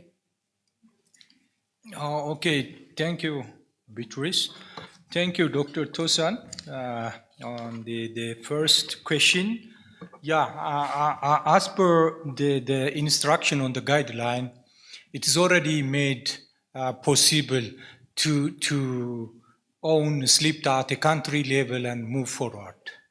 And ASLM for this purpose came up, especially around 2018, we came up with the SLIPTA 2.0 strategy, which means the country team can lead, coordinate, and plan based on the available resource in the country, and then collaborate with the ASLM so that we can support them, guide them, and deploy the external auditors if all the locally available auditors would fall under conflict of interest. We can help in bringing auditor from the other neighboring country so that they can, perform the audit independently or objectively. And for this, we've been announcing, communicating, and informing countries to own and move SLIPTA. But even though we introduced about the SLIPTA 2.0, most of those countries which has been participating in the SLIPTA program couldn't come up or couldn't be aggressive in terms of owning the program and moving forward, except few countries in East Africa. I would like to mention here because they need recognition. The countries like Tanzania, Uganda, and Kenya became very aggressive in terms of enrolling laboratories. Then Zimbabwe came up to own the SLIPTA program and move forward in terms of enrolling more laboratories. So it's possible and it's available. And the only thing that we need to do is we can communicate, and still if you need at the country level, we can clarify it. All right, thank you, Teferi. So maybe during the tea break, we can have a conversation regarding the next question. Okay. Similarly with EQA, there have been several engagements with the Nigeria team. We work with the TWG in country, and I'll be very happy to have a side conversation with you about what we have done to engage Nigeria on the EQA program, the activities we've done to date, and how we're moving forward if you're not aware of these. So, but for now, we would like to just move on to the next part of the activity. So at the tea break, we'll be very happy to have those discussions with you. And just to say thank you very much to those participants. Pardon? Yes, please. Thanks. Maybe I might want to elevate the question that my colleague asked and ask it this way: why have we failed to domesticate quality management systems implementation and not just SLIPTA? And I think this is the reason why we are here today. Really to try and make sure that QMS implementation is happening across. We have had great experiences, but they are still dotted across the TH system in some labs and not in other labs. And I think the reason why we are discussing this national laboratory quality framework is to set the environment where we can now scale up QMS across the entire country. So instead of maybe saying, why are we not domesticating the SLIPTA program, I think we are trying to address this question differently to say, why are we not domesticating the quality management systems across the entire country? So I'm very keen. I think, like I said, this is going to be a very exciting 5 days because what we are aiming to achieve is to make sure that QMS is scaled up across. It's no longer a preserve for certain labs, but it's across the entire network and also bringing in all the other laboratory systems issues. So that is now the approach, really scaling up.